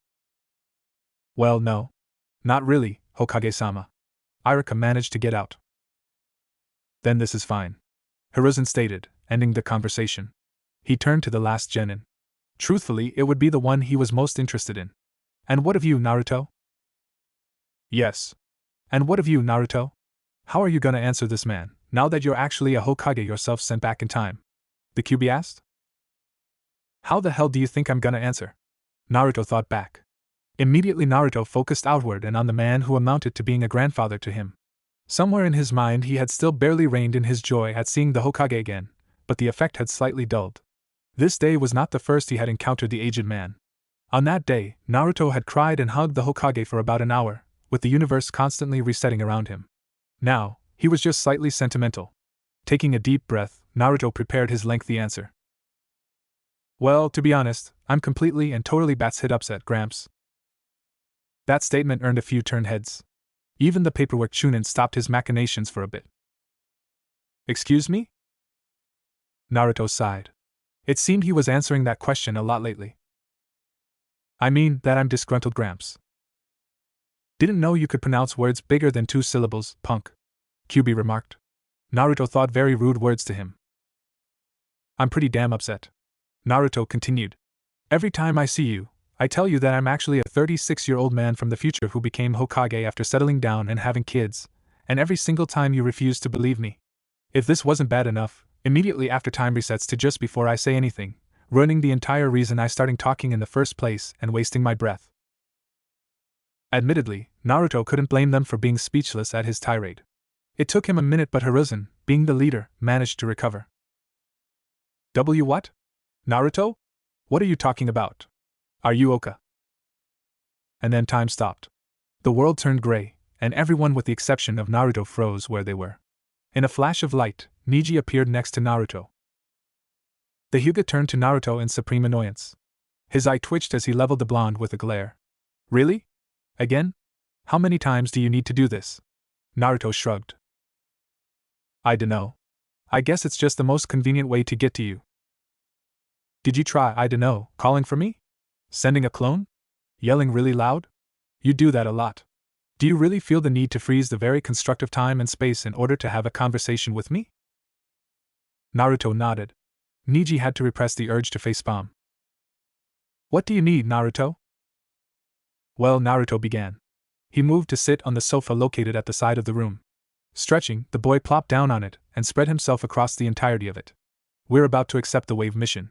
Since we'll be gone for a bit of time, I thought I'd tell you about what you can and cannot do while we're gone. Neji tilted his head. Wave mission? Is this another one of those things you did that you expect me to know? Or should I have known about it and forgot? What? How could you not know about the wave mission? It was a very big part of my life. Well, excuse me for not knowing every part of your life. Believe it or not, not everything evolves around you. What? Naruto exclaimed. Yes, it does. Neji paused. What? Well, that's pretty conceited of you. It was here that Kyuubi appeared out of Naruto's stomach. The foxy clone of Naruto appeared wreathed in orange flame in the air above Naruto, before falling on the boy. Naruto went oof as the fox landed. As soon as Kyuubi made himself comfortable, he looked at Neji. With a wide, toothy smile, the Kyuubi addressed the Hyuga kid. Actually, he's not. The world really does kind of revolve around him. Neji raised an eyebrow. You too? I would have thought that you of all people would refute this. Really? Why? The Kyuubi then cuffed Naruto around the head and brought him into an uncomfortable headlock. I love this kid. Neji had to admit the sight was weird, but soldiered through it. Aren't you two really antagonistic towards each other? What? No. We're best buds. Neji looked at Naruto. His face was turning blue as the headlock slowly turned into a chokehold. I see. But regardless, the boy has a point. A lot of the world's events does seem to happen in his general area. Well, yeah? But those are just coincidences. Was it a coincidence when he just so happened to stumble upon Jiraiya? Well, yes. It was. Anyone could have just stumbled upon him. Exactly, but no one did. Only Naruto came across that man just squatting in open daylight. What about Tsunade? What are the odds that they would stumble upon her in the exact town she was in, at the exact time Orochimaru was there, just so happened to learn the Rasengan in the exact amount of time he needed to, then convince Tsunade to return because he just so happened to remind her of her loved ones? Well, I would admit that that situation is a little. And what about you? You have to admit that the fight with you was lucky. Okay, listen here. He won because of you. Neji interrupted. Kyuubi sighed. Yes, and he got me because his father was Hokage and would rather not seal me into anyone else. Incredible and world-changing things have been happening around him since he was born. I'm pretty sure the world revolves around him. The Kyuubi then stopped to gesture around the room. Even now, the situation calls for examination. The gods and the very powers that be created an entirely new world for the sole purpose of having Naruto relive his life. This world quite literally revolves around him, as his slightest deviation will come it crashing down around him. They then teleport you to us while they reset it. It's not hard, human. The world, before and after we were brought here, revolves around this blonde idiot. Neji nodded. There wasn't much he could really argue against that. Thinking things over a bit, the Hyuga turned back to the fox. Kyuubi? Neji asked. Yes, human? The fox responded. Could you let Naruto go now? I think we need him for the world to reset. Oh, right. And just like that, Naruto was allowed to breathe again. Naruto spoke between gasps of air. You dirty son of a bitch. You know you love me. If I had 3 Raisengans and you Sasuke and Madara were all in the same room. Yes, human? Spit it out. Come on. I know you can do it. I would use all 3. Yes? Come on, boy. You can do it. Who's a good ninja? You are. Yes, you are. You know what? Fuck it. And just like that, 2 Raisengans were charged, smothered into one, then smothered into a third Raisengan made on the spot. The large and wildly rotating sphere teetered on the edge of instability, before being crushed into a fist. Smiling manically, Naruto punched Kyuubi with all the stored energy. The fox boy was sent careening out through the village. Neji raised an eyebrow. You know, now that I'm used to it and know the non-existent consequences, that's actually rather hilarious. Tell me about it, Naruto gasped out. Wait. You could barely breathe, but you had enough energy to send the Kyuubi flying over, and in some cases through, the village? Naruto, who had still not regained his breath, looked at Neji as if he were stupid. What are you talking about? Rasengan is how I breathe. Neji could only stare. Naruto sighed as he pulled the rope tighter. Before him lie the demon brothers, 2 Chunin from the village of the Hidden Mist. Well, former Chunin, if their scratched headbands were any indicator. If Naruto's memory was right, which he was almost sure it wasn't, these 2 specific brothers were under the employment of one Momochi Zabuza. The very same mist ninja would be his first major battle. You know the one-eyed freak is going to be suspicious of this, right? Kyuubi asked from within him. Naruto repressed the urge to roll his eyes. Thinking on it, the blonde found he had no real reason to repress such an action, then rolled his eyes anyway. It doesn't matter, Naruto responded. The worst he can do is find out, and then we can finally have what we want, a confidant in this crazy, fucked up world. Kyuubi rolled his eyes. Naruto somehow felt that. You do realize that this crazy, fucked up world is, for all intents and purposes of the very gods themselves, an exact replica of your past? Kyuubi. In my past, a grown man with a cleaver, no eyebrows, and the bushiest, baggiest parachute pants this side of Fire Country is going to attempt to divorce my head from my body while I'm a child. In my present, that sentence made perfect sense. I'm pretty sure I'm officially allowed to announce this place for what it is. Fucked up. Kyuubi let out a barking laugh in Naruto's gut. The action, though somewhat unwilling, brought a smile to Naruto's face as well. This was the scene Kakashi bore witness to as he strolled out of the forest to the side of the path where Naruto stood with his catch. Book in hand, Kakashi raised an eyebrow at what he saw before him. Most genin don't find enjoyment in their first ninja fight, the man stated. With a snap, the jonin closed his book and made his way over to his student. With a single hand, Kakashi grasped the rope tying the demon brothers together and lifted it into the air, before hurling it into a tree. The 2 brothers grunted. They hit the tree rather hard. Naruto donned a smile. It's not every day I get to show off how awesome I am, he screamed. One hand reached to scratch the back of his neck, and with it, the look was complete. Naruto looked the same as he always acted back when he was a child, and sure enough, the act would fool most people. Kakashi was not most people. Yes, quite. You're a bit more awesome than you should be though, the Cyclops stated.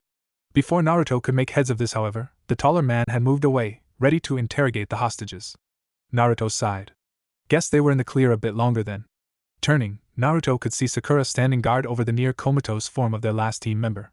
The blonde smiled. That was a good punch, Sakura, Naruto stated as he walked over to the girl.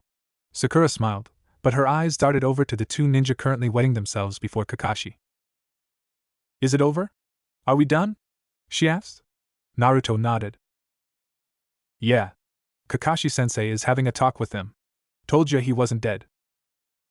Sakura relaxed a bit. With a sheepish expression, the girl sheathed her kunai. Yeah. But it's not every day you see a professional substitution in action. Thank you, by the way. About the punch. Naruto chuckled. Well, it's not every day you see a professional punch in action. I think it sent him halfway across the path. Naruto wasn't joking either. The man was sent careening across the battlefield with the speed of a missile. He hit a tree and slid to the ground unconscious. He was out of the fight until Naruto was done cleaning up the other brother. The reason the punch was so strong? The man attempted to take out Sasuke. Sakura smirked. With an ease of recent practice, she mirrored Naruto's chuckle.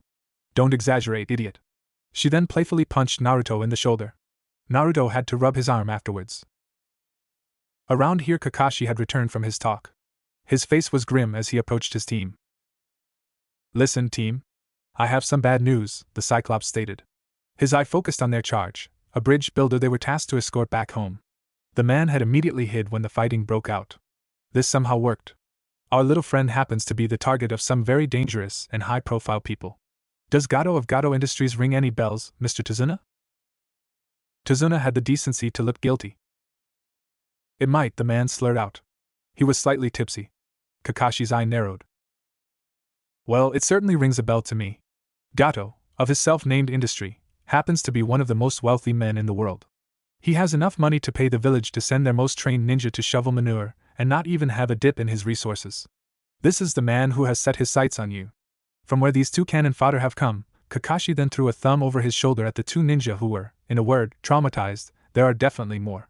As the team leader, I cannot in good conscience allow my team to continue on a mission of such lethality, especially on their very first C-ranked mission.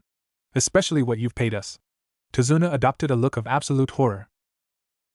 But you can't just abandon me now, the old man exclaimed, his voice clearer now that he was concerned. Kakashi didn't seem to care. I can and I definitely will.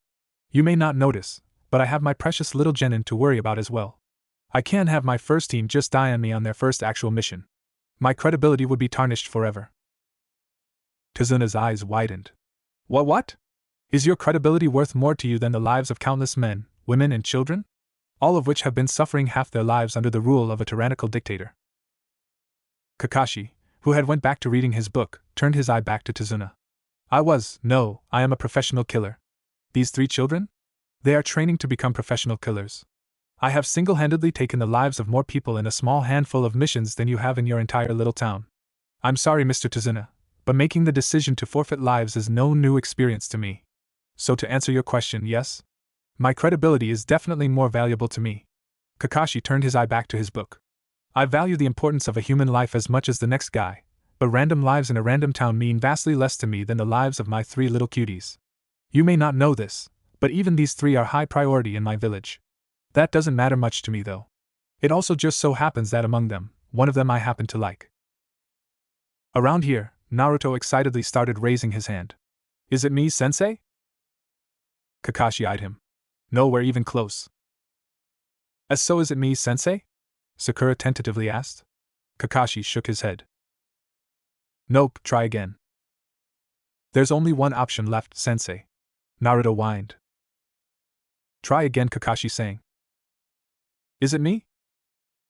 You already asked that, Naruto. It's worth a second shot. It's Sasuke, Sakura stated. She didn't want to start the two on another rant. Yes. Good girlie, Kakashi drawled. He complimented this with the turning of a page. What? Why? Naruto asked. Because he's quiet. You'd be surprised how far that goes. Ugh, Naruto grunted. He shuffled off. Kakashi turned back to the bridge builder. Back to you? I'm terribly sorry. I really am, the Jonin started. His voice held absolutely no sorrow. But I'm going to have to decline. I guess that Ika Storm debut is going to be put on hold again, Tazuna grumbled. Excuse me? Kakashi asked. His voice rose an octave or two. Ika Storm. The next Ika volume coming out. Yeah, it was meant to debut in Wave, the setting being based on my hometown. With the way Gato Core has been draining the economy, it couldn't exactly make a proper debut. I had thought that with you guys helping us, we would free my country in no time, but it appears I was wrong. Oh well. Tazuna grumbled once more. With a flourish, The man shook his wine bottle to gauge the amount of liquid still in it. Sneakily, Tazuna threw an eye over to the jonin as the man contemplated his words. Kakashi was still, almost silent even as he turned the words over in his head. After a minute, Kakashi's mind was made. Team, we're continuing the mission. Sakura blanched. What? I said. We're continuing the miss. No, I know what you said. Sakura clarified. What I meant was why. What happened to protecting our fragile, innocent lives and caring for your favorite student? Kakashi made a dismissive motion with his hand. I just said those things to get Tazuna off my back. I don't care too much either way about you guys. However, Kakashi then turned a mean, one-eyed glare to the back of Naruto, who was studying a nearby tree. Because of one of you, I am now suspiciously low on my storage of novels with no actual way of replenishing them. I think saving the town would be a nice forward payment towards getting free issues for life. Tazuna chuckled at the man. Your bluntness sure is rough, boy. Kakashi smiled. This action wasn't evident anywhere on his body besides his eye. Please, sir. I'm 26 years old. Sakura was getting fed up with their actions and decided to reinsert herself into the conversation. Wait, hold on. What if the rest of those ninjas actually kill us? Don't we get a say in this? Kakashi rolled his eye. No, you don't. But I'll humor you. Let's have a vote by show of hands. Majority wins. Sounds like a plan, Sakura voiced. Kit, vote against it. It'll be funny to see how the gods handle us going back to the village. Kyubi stated from where he and Naruto were eavesdropping. Already on it, Naruto thought back. All those who want to continue the mission, raise your hand. Kakashi stated in a sing-song vote. He then raised his hand, an action not mirrored by Naruto, Sakura, or Sasuke. Nodding his head, Kakashi continued. Now all of you who wish to go back, raise your hand. To this, Naruto and Sakura raised their hand, to which both Kakashi and Sasuke did nothing. Briefly, all four other people on the road stared at the comatose boy who responded to neither vote. I've been meaning to ask, but is that boy okay? Tazuna asked. His question was dismissed immediately by all three of the other ninja. So the votes have been cast, Kakashi drawled. And it seems that we are moving ahead with the mission. Both Naruto and Sakura did a double take. What? How the hell did you manage that? Naruto asked incredulously. It was our 2 to your 1. Yeah, what the hell, sensei? Sakura added. Kakashi just nodded his head, a pensive look on his face. Yes, indeed.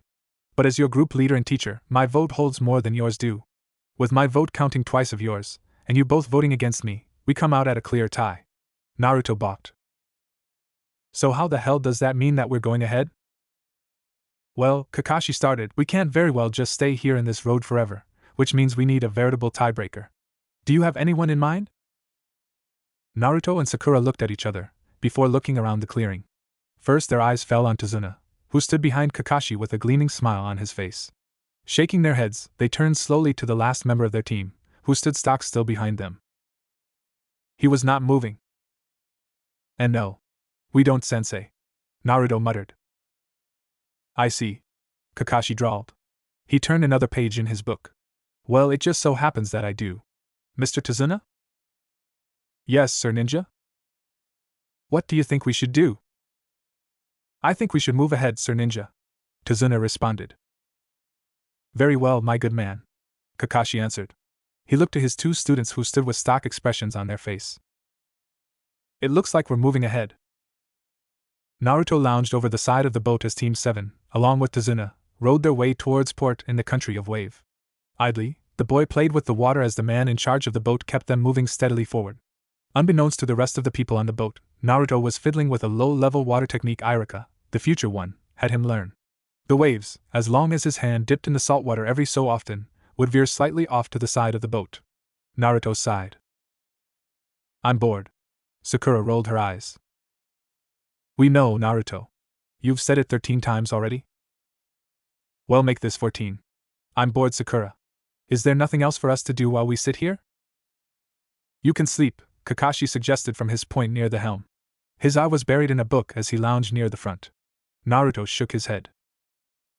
You'd probably leave me behind when we dock if I did that. Next try. You can shut up, Sakura suggested. Naruto rolled his eyes. If that was something I knew how to do, I'd have done it by now. Next? Did you try expanding that jutsu you're using? Kakashi asked. Naruto's eyes flashed over to Kakashi. His single eye was still on the book in front of him. If asked though, Naruto could swear the cloth covering his other eye was just slightly out of place. The blonde raised an eyebrow. No. I believe it's just right. We're almost there anyway. Naruto responded. In response, Kakashi managed to hem before turning a page. Right after this interaction, the boat slowed before coming to a stop. The rower let out a sigh of relief upon docking. Phew, the rower exhaled. That was a much easier ride than I thought. Usually the trip is much more turbulent. Kakashi and Naruto's eyes met. Yeah. Ninjas tend to have more fortunate bouts with nature, Kakashi drawled. Well, whatever the reason, we've reached the secret port earlier than expected. Naruto looked around. The secret port amounted to some pieces of wood haphazardly nailed together near the river. The boat didn't actually touch it, but the very idea of the ninjas disembarking was enough to cause the contraption to wobble intensely. Naruto stared. Are you sure that's SA? Entirely safe. Been used forever. How long is forever? Sakura asked. Ever since Gato started oppressing us seriously. And how long has that been? The boat rower scratched his chin. For about as long as I can remember. And when was the last time it was fixed up? Naruto asked. Do you really think we can afford fixing things around here? I see. Naruto and Sakura deadpanned together. The rower rolled his eyes. Listen, don't complicate things. Just use the secret port unless you want to fight all of Gato Corps at once. I mean, we probably can. Kyuubi yawned. Probably? Naruto thought. Wait, we aren't using handicaps? You ninja can stand on water anyway, can't you? The rower finished. At this, Kakashi spared a look at his three students. Overlooking the suspicious stare he sent Naruto's way, doubt clouded his eye in regards to the other two. Especially Sasuke. Honestly, Kakashi was happy the boy could breath, let alone walk. We'll take a rain check on that. Team? Off the rickety death boat and onto the rickety death plank. Stat Naruto and Sakura grumbled as they followed their leader's words. Sasuke breathed. It was becoming more and more fascinating by the day. The genin debated on how he functioned without them. I think he acts on primal instincts, Naruto stated. You know what that is? Kyuubi asked. Of course. Are you sure? What? Yes, why? You're excited to see a man who is even more excited to kill you. When was the last time someone wasn't excited to kill me? And therein lies the problem. Nah, he just kind of bumbles around his house until I place food in front of him, Sakura commented, oblivious of the conversation happening in Naruto's head. He'll eat when he's hungry, but he won't prepare anything. He'll literally just cram the first thing he can grab in his mouth. Naruto stared. I don't think I want to know how you came across that information. Sakura shrugged. I don't think you want to know what else I did. With a shiver, Naruto agreed with his teammate. Deciding he needed to know nothing else, the boy continued on walking towards Tazuna's house. Yeah, he kinda just dropped the conversation like a stone. Good thing too, because as soon as he did there was rustling in the trees. Both Naruto and Kakashi turned to the noise. In a bush, leaves on a lower branch bristled for a bit before a snow rabbit emerged, eyes darting back and forth in fear. Kakashi turned away, deeming the threat inconsequential, but Naruto stared at it a moment longer. After a minute, he too turned away. Kyuubi? Yes, Brad? You're a fox, right? The Kyuubi responded, but it was full of such sarcasm that it didn't translate into text well. Naruto rolled his eyes. I meant that since you're a fox, you hunt rabbits, right? The Kyuubi, who was considerably less excited that his sarcasm was unheeded, replied. Yes. Granted, I'm not a normal fox by any means, I have tried my hand at the craft. How did it go? Naruto asked. About as well as you would expect. Which was? I burned both it and the entire forest to the ground. Oh. Naruto deadpanned. Why? 'Cause I'm pretty sure that something is wrong with that bunny. I mean, I know that it's Zabuza's attempt at a distraction, but still, it just seems wrong. It's really bad. Was he trying to tip us off? Kyuubi shrugged. One couldn't fathom how Naruto interpreted the action. Maybe Miss Ninja are just bad at stealth. What? Impossible. They are the original creators of the silent kill technique. So? QB asked. That doesn't mean anything. You usually know when a Kiri ninja is going to silently kill you, so it doesn't even matter. Just because the actual murder is silent is irrelevant. It's not exactly stealthy to drown an entire area and mist to silently kill someone. Pretty sure anyone that survives would know it's you. Well, maybe that's how they do it, Naruto started. No one will know it's you if there is no one to know. And that, my friend, is why I like the mist. Naruto chuckled. Really? Are you sure? And here I thought it was because of their bloody mist traditions. What the hell is that?